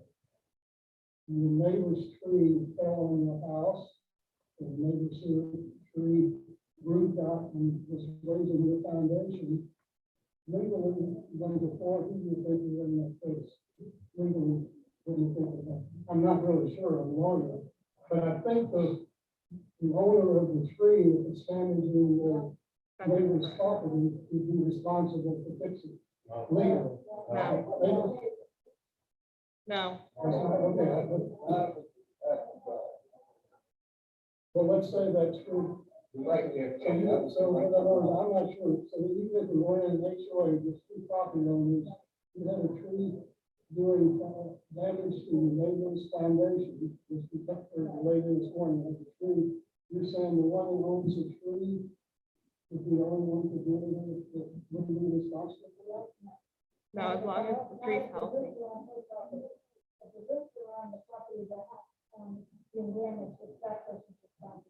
Um, Unless the tree is dead. Unless the tree is dead. I'm just surprised because, let's say you had a hurricane and the neighbor's tree falls on the house, who's insurance covers that? Yeah, You sure of that? Yes. we checked all that when Irma happened. That's why, the committee is making recommendations because of what the state told us. But also, I want to emphasize, we want this to be a recommendation just for now. We're not saying that once we have a better handle on this, we wouldn't make some changes. But just until we get a handle on some of these streets, we do expect to say that, or the citizens expect to say, we don't have a gap.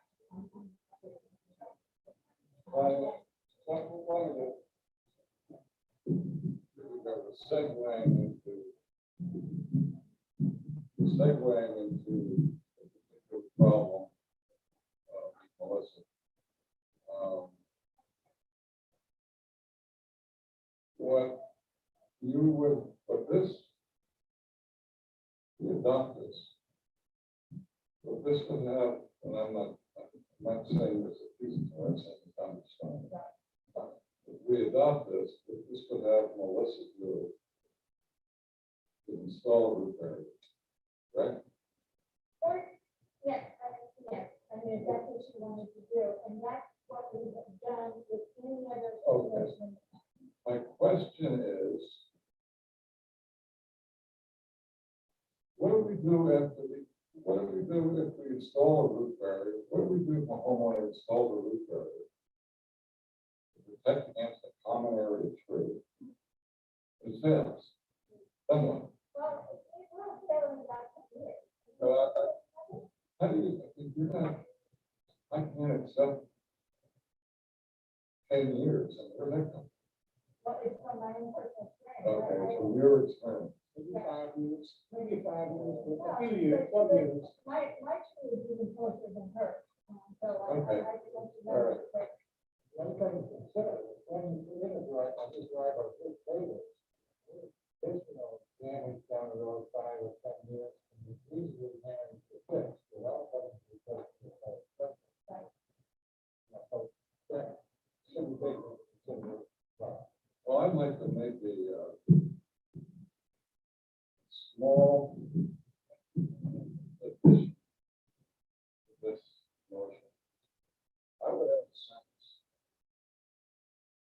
A roof area fails, a homeowner may petition the board for tree removal.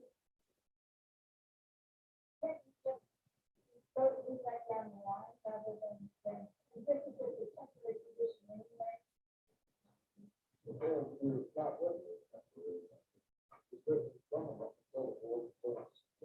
Right, right. But I, well, I mean, everything we do is temporary. And so the board changes that. And that's- I mean, of course, anybody calls a petition.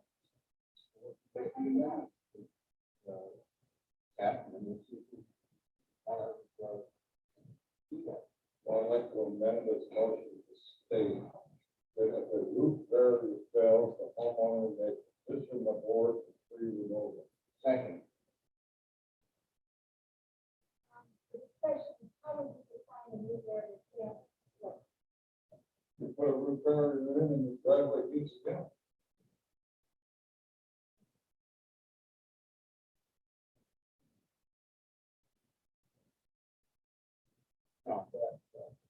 Go ahead, Tom. I disagree with this. We're saying that it's common area tree. You won't let them cut it down because it's ruining their driveway or whatever, and then they have to pay for the root area. That's something that will not vote for. Can we vote on the amendment of the motion? You did. Yeah, I second. All right, we have a amendment that's been seconded to include the language of the roof barrier fails, the homeowner may petition the board for free removal. Motion seconded, all in favor?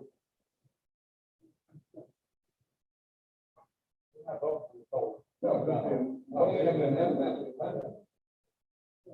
all in favor of the amendment?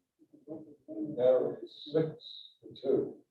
Okay, now we're back to the original motion, including With that sentence, with the Yeah. amendment.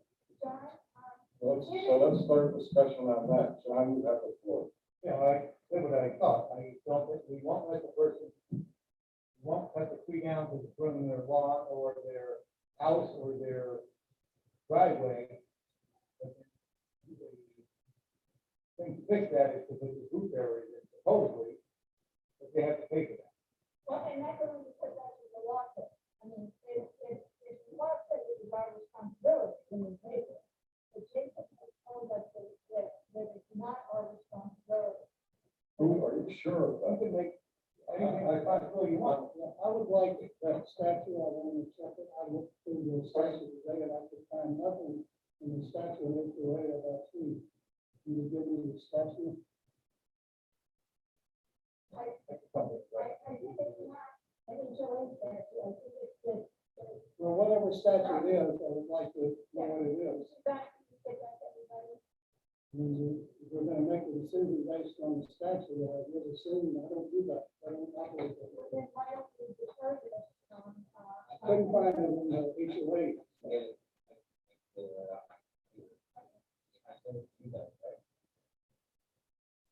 I don't understand the statute, but maybe.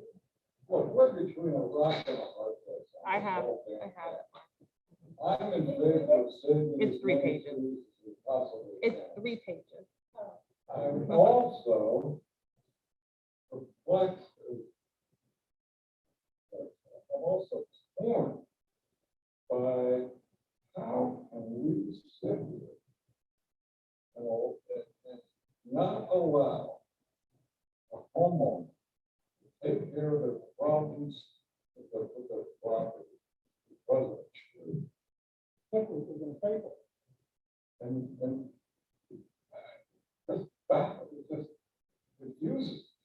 I'm not saying yes or no, I'm just torn like hell out of it. Well, they can't go there, you have to pay for it, it's all the time. Well, they can't. They can't put that in there. Yeah, but they can't cut down the tree, you're saying. Well, because it's a healthy tree, and That's the problem. that,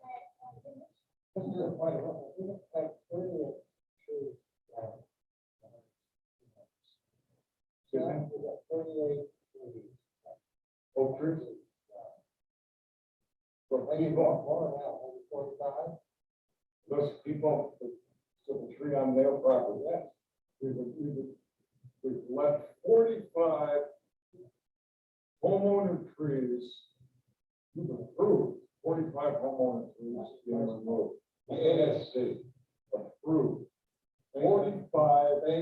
homeowner trees. Based on the guidelines. And it doesn't mean that they were, that the trees themselves were damaged. And most of those trees weren't dead. No, not at all. Now, It's if you just been had hit that so hard. was, at one point, mandated that people try these areas, but that's not what the ASC is doing, is that correct? Michael? Oh, that's correct, okay. So, that's something that the board doesn't have now. We can ask the ASC to take that, so things are more thorough, but that's, you know, that's even way too many trees. And even though, it's my understanding also that you do make sure that they replace, a tree. Supposedly we go around and we chop, we do it. Right. So that they are being replaced, that they're being replaced, things like the lack of holly. I think the term replacement is correct. So they ensure that the lot has a code tree, that not every oak tree has to be replaced. The walk by 5 or 6 of them every day, they're not being. They took the backyard. They don't have to put anything. And they use the trees right on the street. Right. They don't have to And I understand the reason that they have to be closed. So that they go in the backyard. In the backyard. They code They didn't replace the one in the front yard was cut down. Okay, yeah, okay, if they have one per lot, they don't have to replace. I know, all I'm saying, is the problem I have is the homeowner. I have to look back there. Can you- Destroying the driveway and foundation. Homeowners are not allowed to create the house and put over the area, even if they're gonna have to pay for it. And this lady said, this is when you're doing damage to a foundation. Somehow that doesn't, I'm with John, that doesn't make sense to me. First of all, I think that we think that if anything, the community should probably pay for it, but also, that's not the case. But at least if the homeowner has to pay for it, and it's doing damage to their driveway and their foundation, I don't think we should sit there and tell them to do it. Particularly when we're letting owners cut down perfectly healthy trees all over the place, hardwood trees, Okay, I think we for the should stop, same reason. I think we should stop that. I think we should tell the ASC, that they shouldn't be permitting all those things to be cut. You know? It's like a great property, we replace it. It would depend on whether it's needed to be, but the landscape committee does recommend, that we would do that. But that's why they want to know how many of these trees are people gonna want to cut down. But, you know, and I didn't bring a motion today, but I think it's hard to get some action. We should think about asking the ASC to go back to the policy of requiring, a use area first. And then if it fails, then consider cutting it down. It sure sounds to me like it's gotten way too loose. And actually, I've got the regulation, the ASC regulation right here. Even if it's cut down, it's hardwood, even if you have another one property, it doesn't say that's an exception. It says if the event, if the removal of an oak or not an mahogany tree is permitted, if you allow it, it must be replaced with a county approved hardwood tree. It doesn't say you don't have to do it if there's no hardwood sitting on the property. That's our rule, that's not the county. And that's not happening. And I actually asked, I sent you an email a couple of months ago, asking you that very question about a couple of people who cut down the trees and never things we plant. The criteria that we use, cutting trees down. So we're So not, they have we're not even enforcing that. We're allowing people to cut down trees and not replacing. Which, I don't know, I'm not necessarily against, but we're not following their own rules. When you have someone who's got foundation problems and the common tree that's a few feet off the property, you don't let it cut it down. Doesn't make sense. As I said, folks, I'm one of the eight. Mark, you said, It's not a statute, it's a legal opinion by Jason. Okay. Stating in court cases in Florida where homeowners have asked the neighbor to trim, move, or otherwise engage, and doing something to the property. But court is basically that if the individual that receiving the damage can mitigate that damage on their own expense, not up to the owner of the pending tree to expense. But it doesn't include cutting it down. So that's a real question here is where are they cutting it down? It doesn't say it. Allow them to cut it down. Well, yeah, that's it. But that's their land, not liable, person by land. Some trees never were, it was growing on land. You only have property owners, however, further than that, they want to own or fence.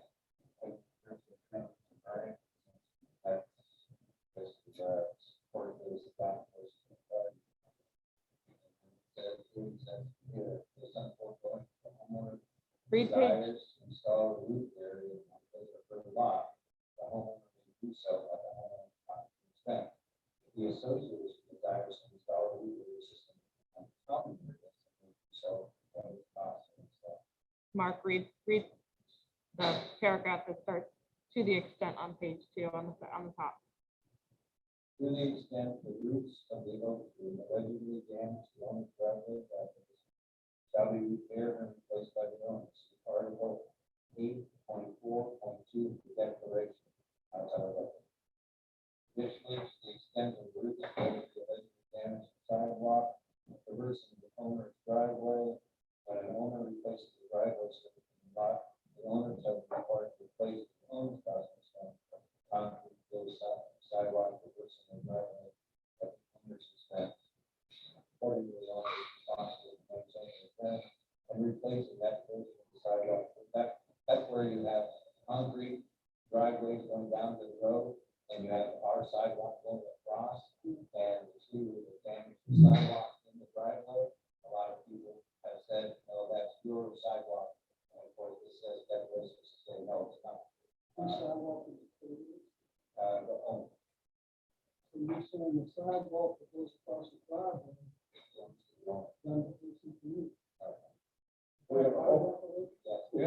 have an extremely tangled up issue. 8.3 and 8.4. We have an extremely tangled up issue. We've got a motion that's been amended, that is on the table. It needs to be voted on. We have a list of specific requests to remove a tree that needs to be voted on. What's all tangled up is I'm tangled up. If we approve this motion as amended, then Melissa can petition us as a board to remove the tree. We say yes or no. There's nothing petition us to do that as an exception. If we decide to want to go along with it.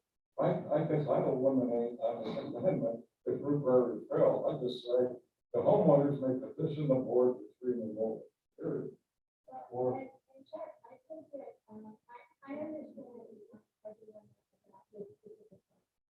You know, I wish the law wasn't what it is, but given what the law is, you have the responsibility of all the other homeowners not to have to pay.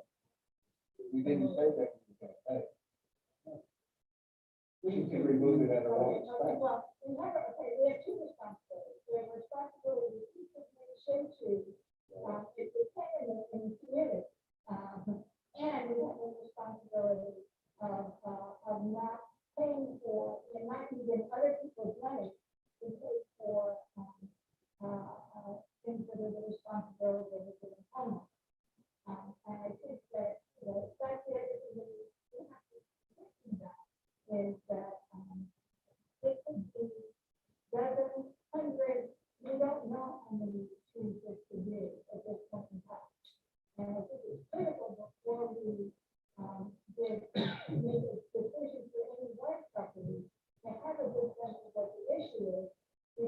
you've done one, it's gonna be hard, and not the one you do.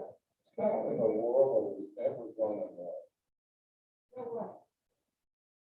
which trees are likely to cause damage in this year? What are you gonna do that for? I don't. Well, I mean, it's no easy to see when you first are in the Bible. And they don't need to do it. I mean, if in a month they come back and they haven't done it, then you can have more, but. Yeah, I'm sorry, to be so, bold. I'm just looking to get us for the end for now.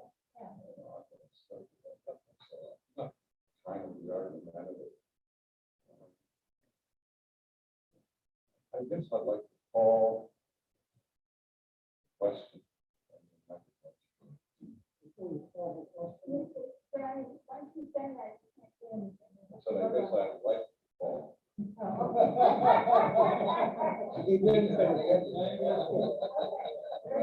maybe if she's over there, if this is also damaging the foundation, to do that around the block.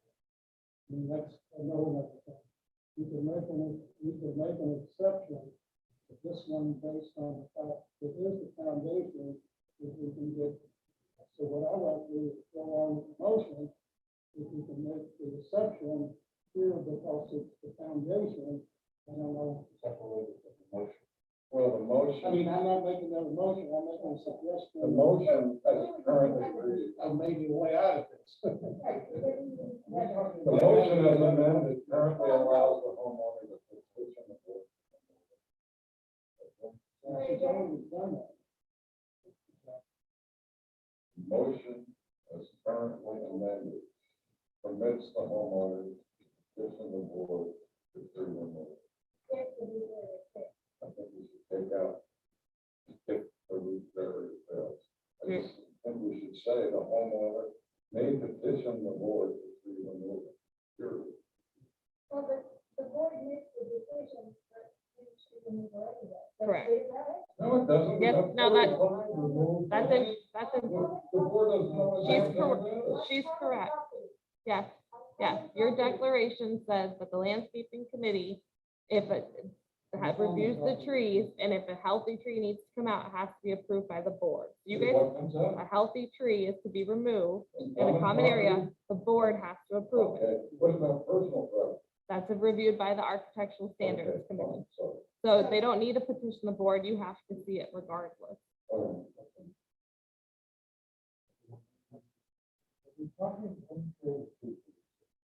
Melissa, would you? But this property one, Melissa, Two trees on it. there's three. is there? There's 2.5. One is shared with the person that lives next to me. I am asking for one tree, the biggest tree, The most beautiful tree in. the most beautiful tree, the biggest tree, 24 inches in diameter. It is the one that the roots are, I don't know if they're damaging my foundation, but they are at my foundation. So is the other one, but I'm only worried about the big one, and it is definitely the one damaging the driveway. As the driveway. The driveway is currently deep, and yes, I have a plan to fix that driveway, but the other thing that I'm thinking of with other homeowners is you're caught, as a homeowner, I've been caught between your two committees. Landscaping not moving, architectural saying, we're gonna fine you if you don't do something. And I'm trying to, but, and I've asked for, and so I have asked for removal of one tree. Let's not worry about the dilemma between architectural standards and landscaping. You You are won't not, be fine while you we're. are not going to be fined for any of this fiasco. Okay, don't worry about it. Okay, I appreciate that. Let's get to the issue. I call the motion. The question. Feedback, please. No, that means we have to vote to, whether we're going to. Call the question. All in favor of calling the question? say aye. Call the question. So we'll move on to voting on Nobody that. else can come up with any other comments.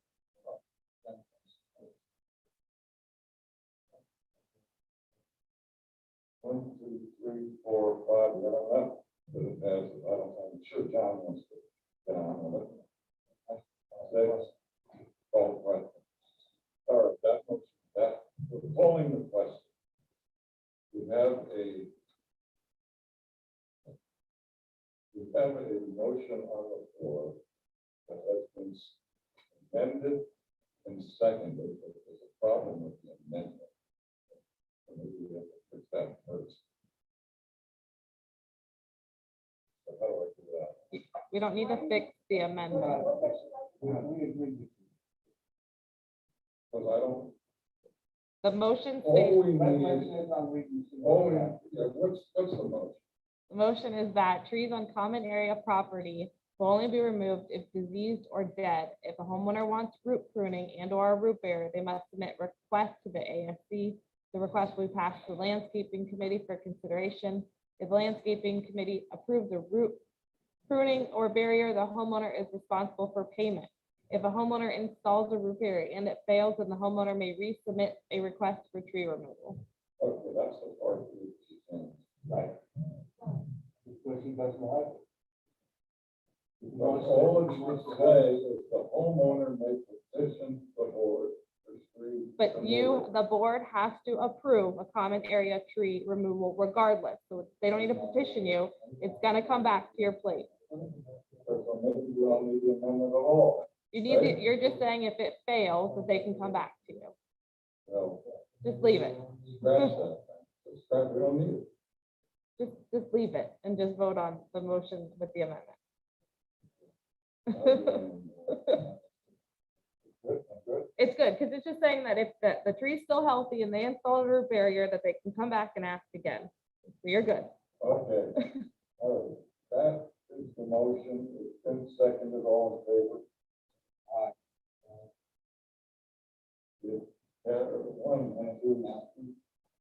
One, two, three, four, five, passes 5-3. Okay?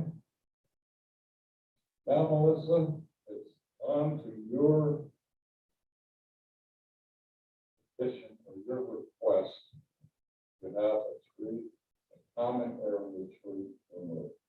That's where we are now. Move it. So I move that we allow Melissa to remove one common area tree. It's been seconded. I'm not sure. We'll talk about that. That's to be approved in the motion. Well, first step, why, and such a document to get to the foundation, you should say national road. And if it's at the foundation, you can remove that and show reference to that. Why would you want to make a set of precedent against what we just had? So that other homeowners can also put down trees, that are allowed. I don't have a response.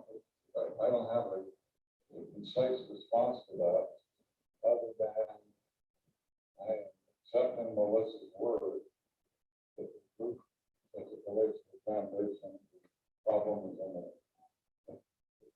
But she doesn't know if it's damaging the I foundation. said it. I didn't say it was.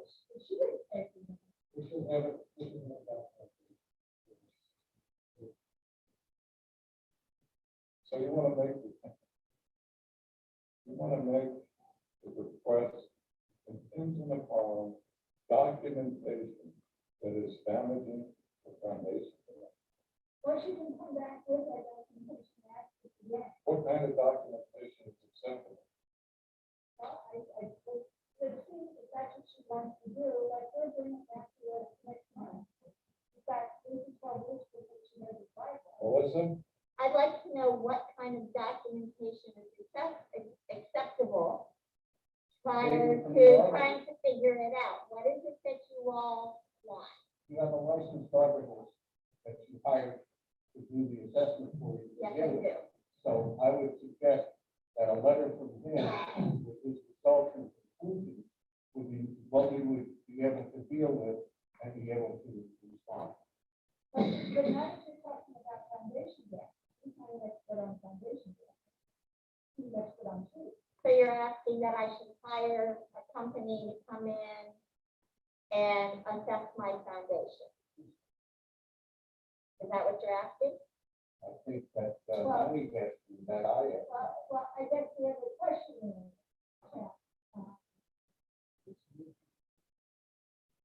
so, and you would have two places in it. Let's deal with the documentation part of it, then we'll deal with the next part. Well, we have a motion, second. No, we don't have a motion at this point. Chuck made the motion, I second it. Yeah, but You made the motion, I second it. we're asking for her to provide documentation. So for us to go through and execute the motion, pending documentation is a little laborious. And we have to take the motion. But then that's what we should do. Question was brought. I move to table the motion for further review. Second. That's fine with me, as long as I can understand and the petition, I understand what is supposed, what and how is something supposed to happen at the next meeting. What do you want? For me, I want to know why you want to make an exception to our new rules for this particular home versus the other 12 that Mark knows are gonna come off in this home. I think we have to take these up one by one. But we should have some understanding of what is this exception to our new rules. I answered your question, which is ruling these things one by one. Based on what? Common sense. It's based on common sense. It's based on a mathematical algorithm developed in the Ukraine. I don't know. When you said before, that it might be based on to a foundation. That is the criteria that. I'm not getting that specific. I refuse to get that specific. There could be something, you know. I refuse to get that specific. This is a one by one. Actually, what's the motion? Then select the table and we'll have to take the second. I think so we just vote on that. I don't feel like it's- No, when the table, we can still discuss whether we want to take it. All I want, I'm perfectly willing to withdraw the motion. All I want from this board is some direction for how we're going to resolve Melissa's request. What's the procedure? That's all I'm asking for. Can I just make, just from my standpoint, because usually these things fall on my desk, the way that this is written, if somebody of Melissa's instance was to come to me, step one they would have to provide that they have a root barrier in place and that it failed, and that would be the next step of it coming to the board. So in this instance, Melissa probably needs to install root barrier on the property, and it needs to fail in order for it to come back to the board.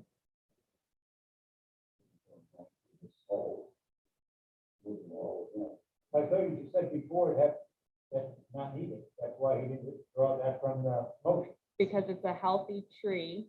So if it's a healthy tree being removed from common area, then it needs to go to the board. But you're saying that the root barrier should be installed first, and if it fails, then it can come back to the board for request to be removed. Listen, the board can do what it wants. I will not support requiring this individual to install a root barrier. Wait for it to fail. Move ahead. I won't support that. The board wants to go in that direction, fine. No, it's without my support. That's all I'm telling you. That's just a statement, it's not a threat. I think that, what, I think that the board has to understand it. I know of several other homeowners that are interested in removing trees that are healthy on common areas because they feel that they're encroaching into their space, whether it's, I think that they're going to penetrate my pool because they're looking for water. So you need to take down that tree, like you see the roots in my yard. It's on the other side of the fence, but I want you to take it down. But can you put in a root area? No, I don't want to put in a root area. I want you to take down the tree because it's gonna cause damage. Hasn't caused damage. No, not yet, but it's imminent. We have another person who wants to because it's moving the fence and they don't like that. And we like to have it take it down. Another person told me the other day, it's heating literally their bedroom floor, cracking the tile, and then that should be removed, and it's not my, and it's a. I'll tell you what, Well, that's somebody, they want to. somebody came to They me, want us to remove and replace the foundation and all tile inside the home. somebody came to me and said, it's a common area, but these are my bedroom floor, I tell them, I don't know. We don't have. But the removal, so the, Well, yeah. We don't know. These are things that we, that's what I'm saying, that there's a series of these are gonna come forward once the board has started the process of allowing trees to be moved on the property that are adjacent to homeowners. We have, because we have in the ASC, 50 to 20 to 30 homeowners driveways currently that are probably lifting 1654 St. George Court. A tree root that's lifting that driveway and crack. Do we remove the tree? But I mean, these are, they have that option, and it's currently because everybody else is doing it. those are things that how do you just manage it effectively? I think that that's what Lanny's asking from the landscaping committee all sat together, all 6 or 8 of them, and they try to say, what do we do? Are we going to be the gatekeepers for managing the homeowners request, even though it has to ultimately go to the board, because our declarations are specific to tree removal on common property has to be voted on by the board. So the board has to have at least enough information about that tree to make a qualified decision, rather than off of the head every time it comes through, regardless of what happens. I think that's Well, really the first thing I want to do is explain myself. I raise my voice, not because I'm mad, because I get excited. So, anybody takes any of that personal food for me. I think we've had enough of this. Let's withdraw everything, table it. Come back at the next regularly scheduled board meeting. But hold on. Anybody have a problem with that? No. You don't have anything? Okay. I got a tree that I got approval to cut down, not on the property. This year, but I think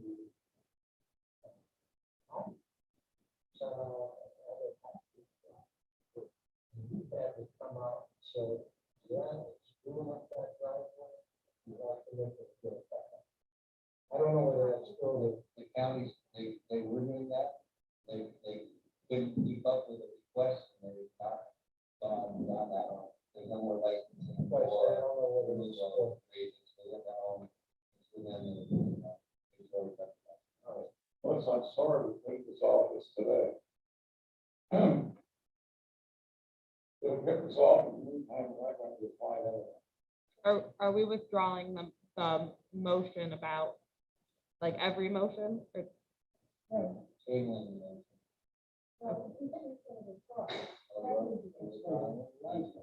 Okay.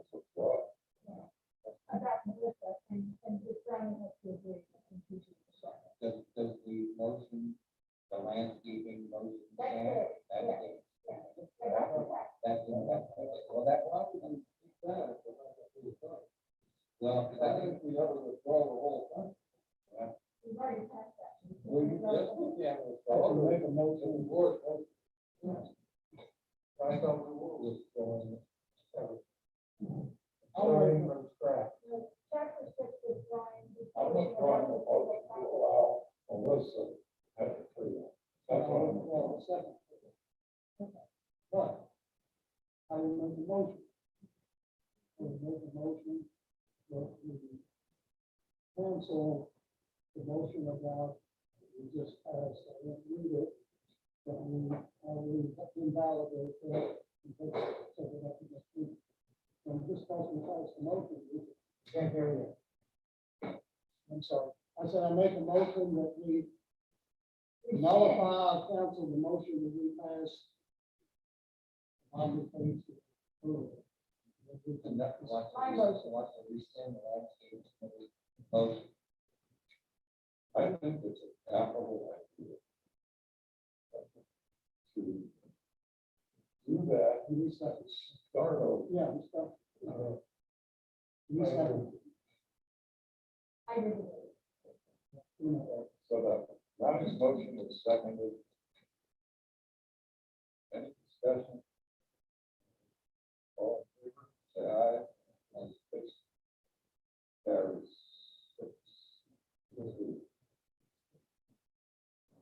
The new board.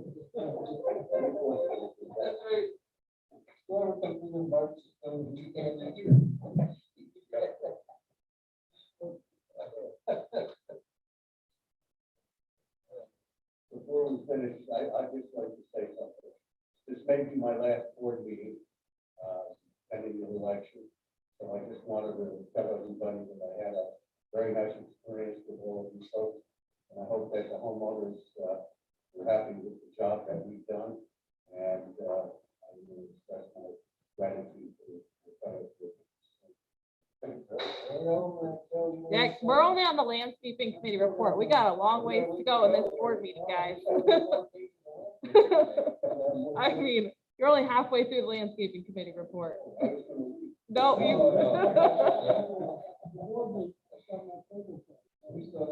yeah, we're not even close to being done. No, Lanny's still doing our landscaping report.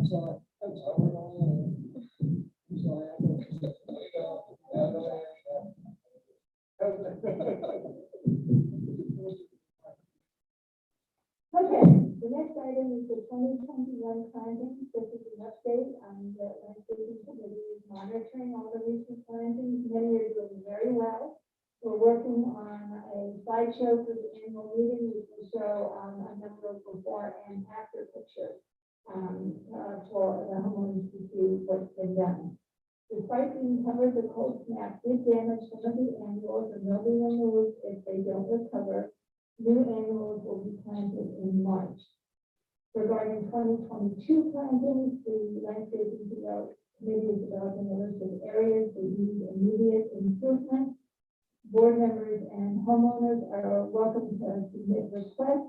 We will then the landscaping committee will then prioritize this list and begin to develop proposals at their March meeting. The landscaping committee is monitoring several problematic areas. Regarding mulch and pine straw, Brighton will be asking homeowners to request their pine straw mulch or nothing in March. Those that request mulch will need to pay up front for the number of bags they request. Too many homeowners are not paying their bills. They'll ask for example, 20 bags of mulch, and Brighton will say, but I really think you need 30, and they say, no, I only want to take 20. They put down the 20, and they say, well, that's not enough, you have to put down more. They put down more, and then the people don't pay their bill. And then what happens, the local Brighton is fined by their corporate office because the bills are unpaid. So they need payment up front. Because the lack of timely payments have been hurting all of us. The next major thing that I want you to be aware of is that this is update on a possible capital project for 2022, not for action today. As I reported in December, our current water feature out front is not functioning properly despite many attempted repairs. It also uses pond water that results in a dark, dirty, appearing water. The pump was not installed in the proper location and burned out several times. After several extensive replacements, it's been turned off, so the fountains are no longer running. We have two options to consider. One would be to demolish the existing water feature and return the area to a landscape fill, or we can replace the water feature with one that is properly constructed. The landscaping committee recommends that the board consider the construction of the new water feature as a 2022 capital project. Mark met with a landscape designer who has done work for Neighbors Botanical Gardens, Everglades Wonder Gardens, and several committees. He presented his recommendations for a water feature that would provide a stunning view both from front here at the clubhouse as well as from the street. Water will flow both toward and away from the clubhouse. The rocks will be offset, the fake rocks will be offset to the west to block the view of the gatehouse, but not the preserve.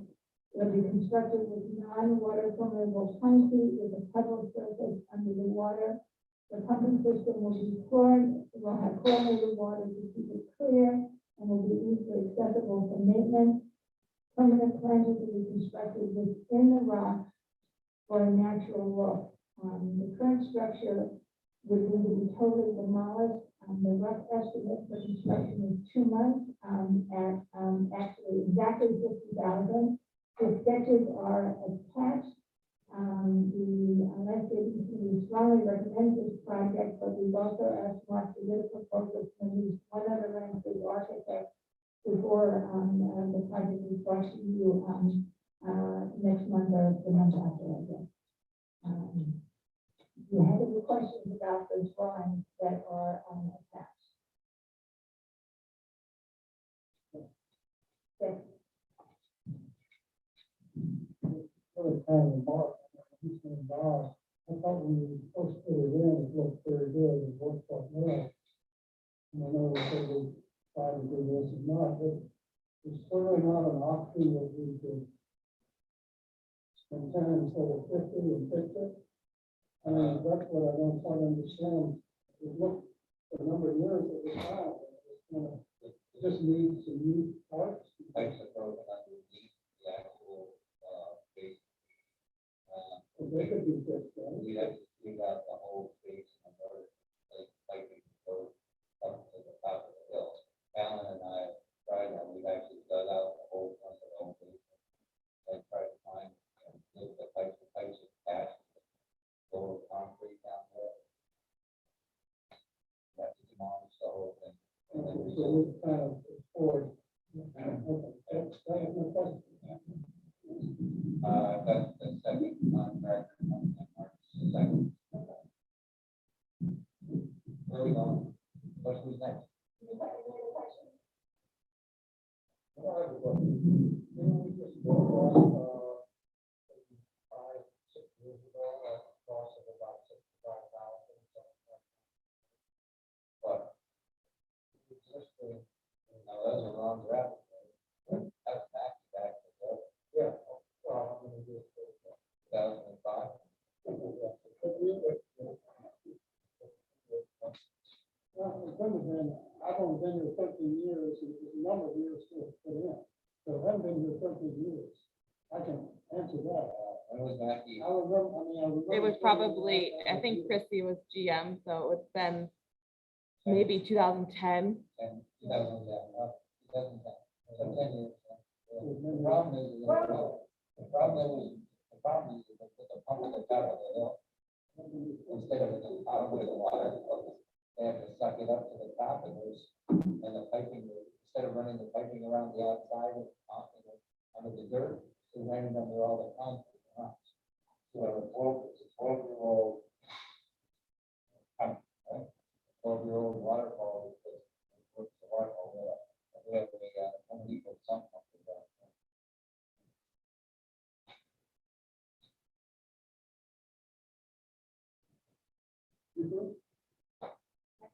Are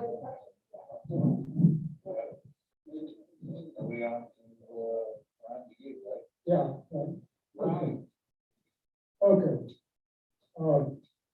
As y'all all know, with the cable contract coming up this year, the finance committee and this man and people working that, when we work the budget for this year, the finance committee, not knowing exactly what the new contract was, basically putting an estimate to kind of allow for the fact in case the cost went up, that we would have to cover, okay?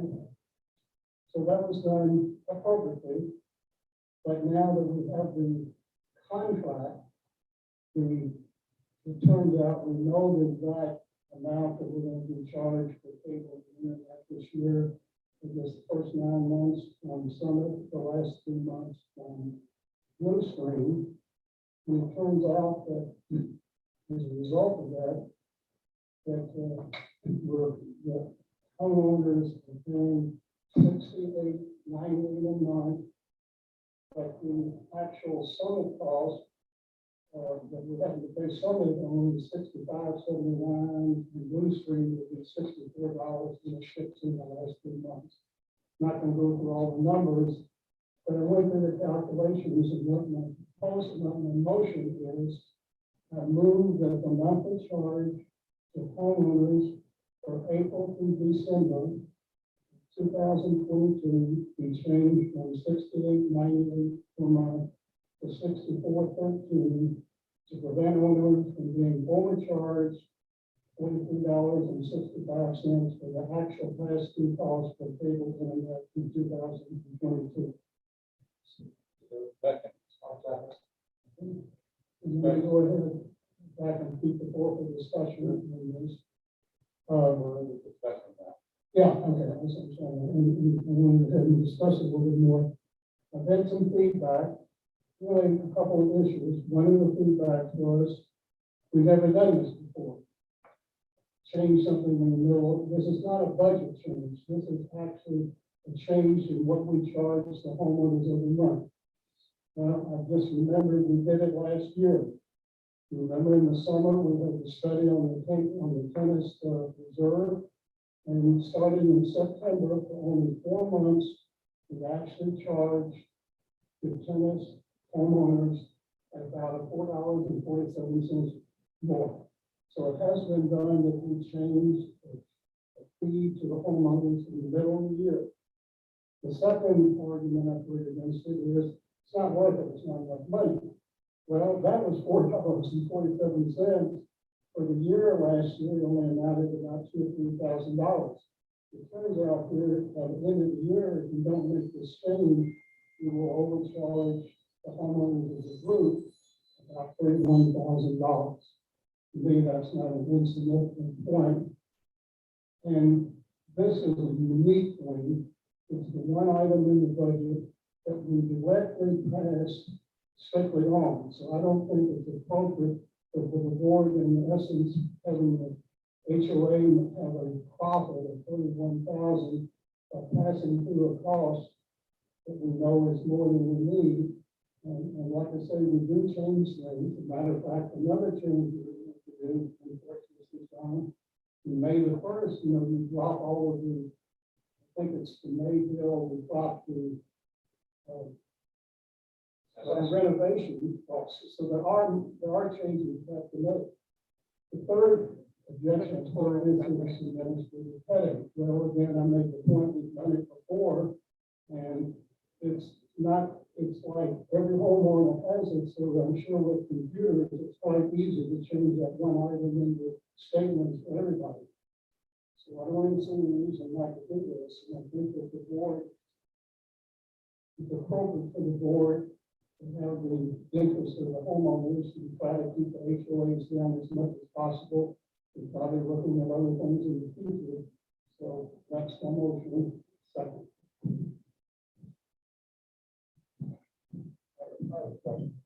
Well, yeah, go ahead, Tim. It was, like the cost of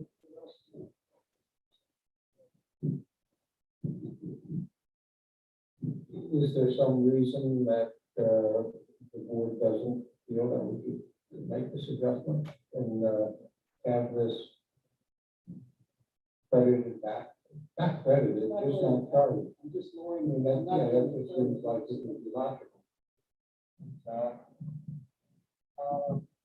Okay, I appreciate you're trying to help the homeowners here, Brownie, but the amount you talk about is $40. I think that's very immaterial, minimal. If this was thousands or hundreds, I totally agree.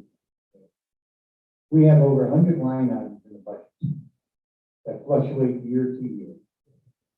And we don't change the assessments throughout the year. We have other pass-throughs that we have. We have the condo, water, sewer, trash, and we have the landscape at the single-family homes. We do not adjust that year after year. Yeah, you say that the last several years, we were right on budget. You are correct. But as you mentioned, this year is different. We had to estimate for 3 months.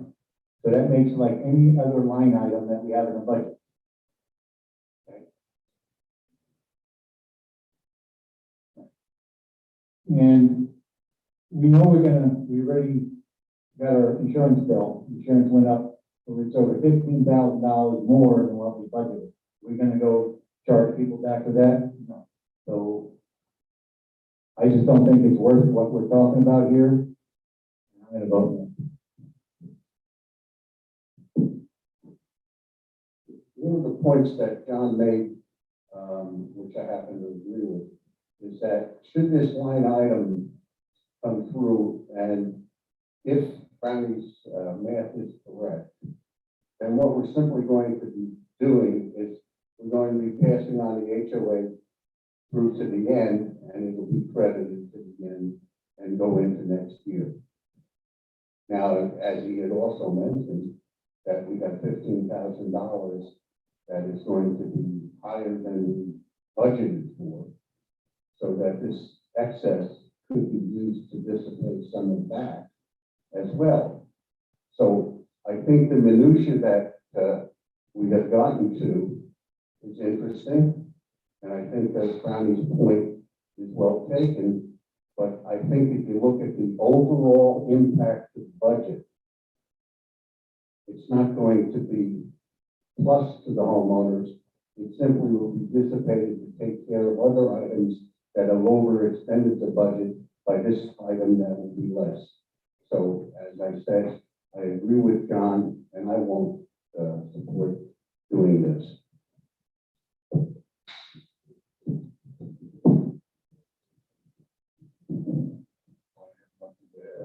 Get any more trouble?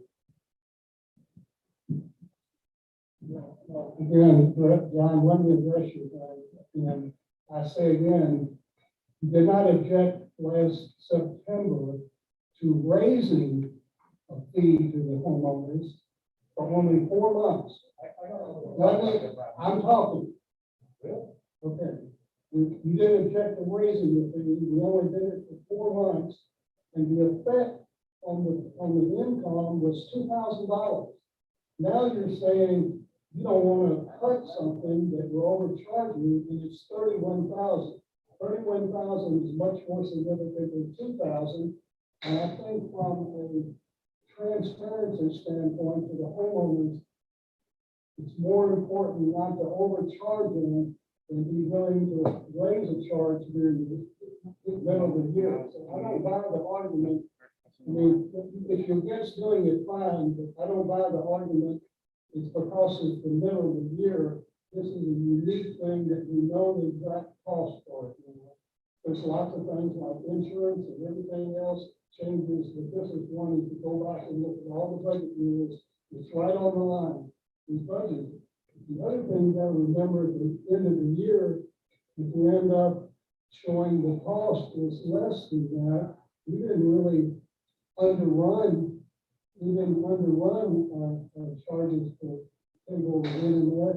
We just overcharged because we knew it going in. So I think from a transparency standpoint, that as a board, we have a responsibility to not overcharge the homeowners for cable and internet, and we know that we are overcharging. First of all, no one here, including Suzanne, knows what you're talking about when you're talking about $4 there.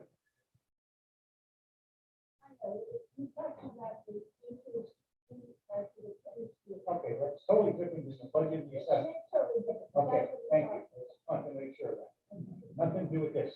So totally different, thank you. How many line items do we have in the budget approximately? Oh, I've never counted.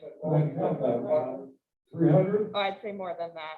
400? I'd say 5 or 6, maybe Well, 800. I support this motion of the, totally examine every one of the 400 line items and make the appropriate changes.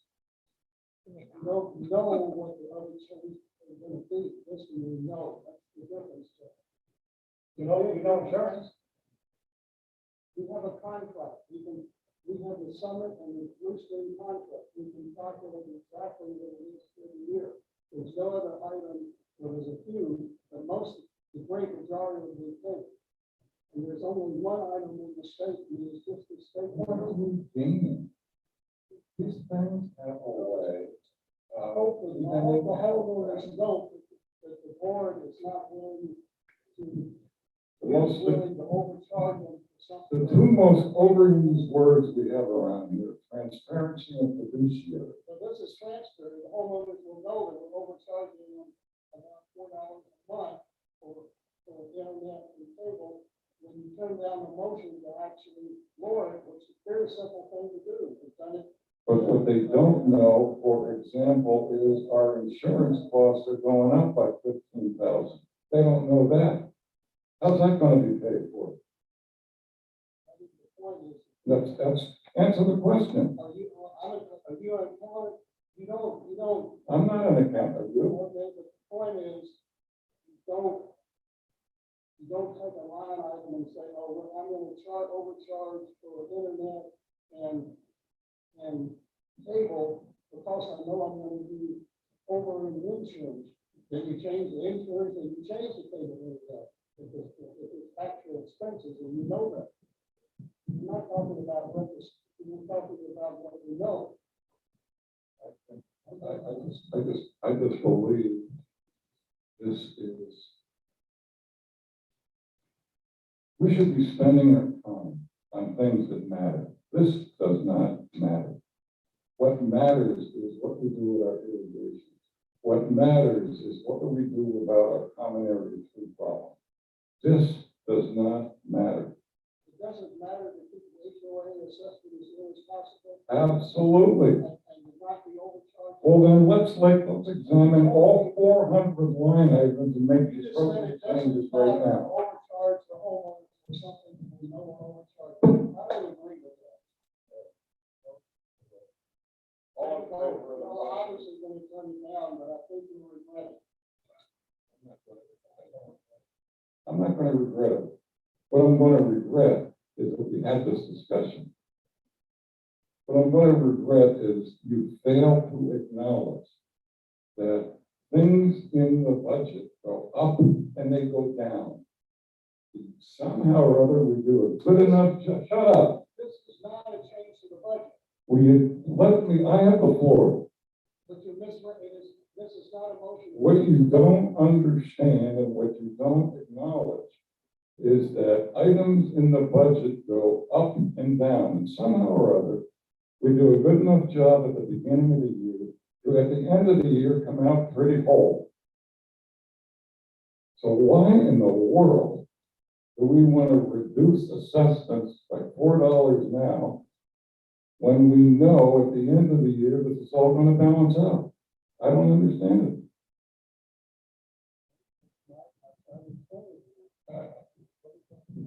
First of all, let me make this clear. This is not a motion to change the budget. This is a motion to change what we charge on the state. Out loud, you're going to change the budget by changing the amount. That's not changing the budget. The Come on. budget will stay the number it is. No, it won't. Let me finish. This is a motion to change what the homeowner shows on his statement, the amount he has to pay each month for internet and cable. And what we're doing right now is paying about $4 and a half more a month than we actually are paying Summit and Blue Stream. To me, that is not appropriate. The It's not a change in the budget, it's a change in the assessment when we finish. Last year, we did not change the budget for the tennis, but we changed the assessment, just like this, that's coming up on the statement for the tennis homeowner. Exactly the same thing, okay?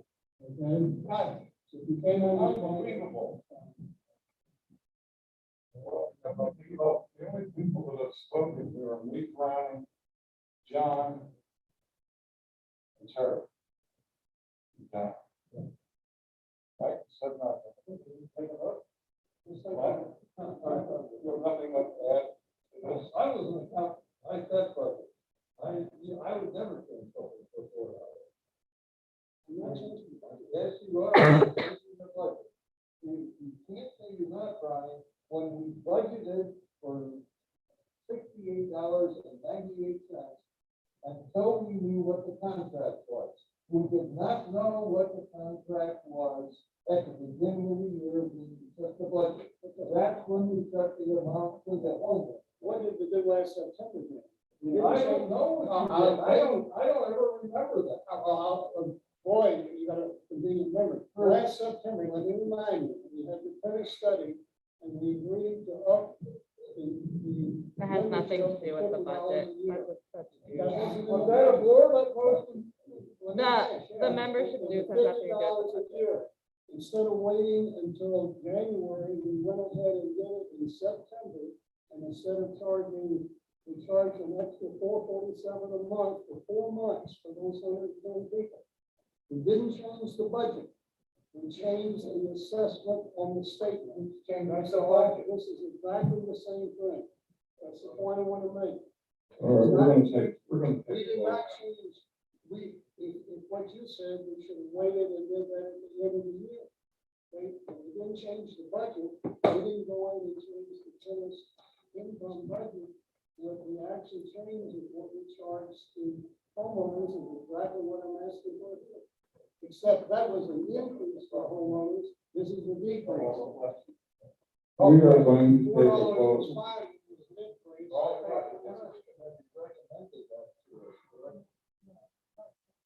We all voted for it. You voted for it. It was a unanimous decision, it's a unanimous vote. Does anyone have a problem with taking a vote? You didn't like that? Okay, all right. All right, we're gonna take a vote. All in favor of the motion, say aye.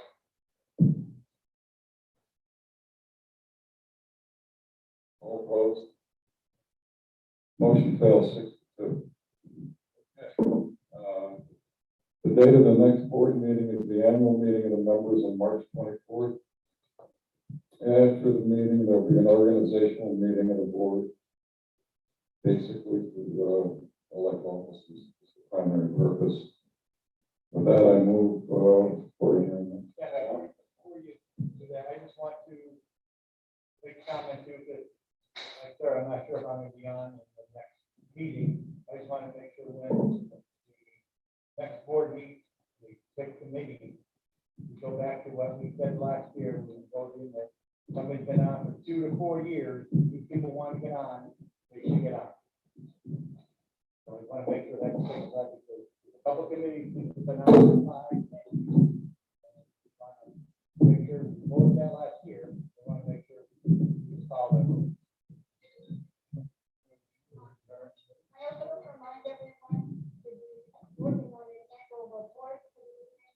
Somebody put this in for all your committees and for the calendar year.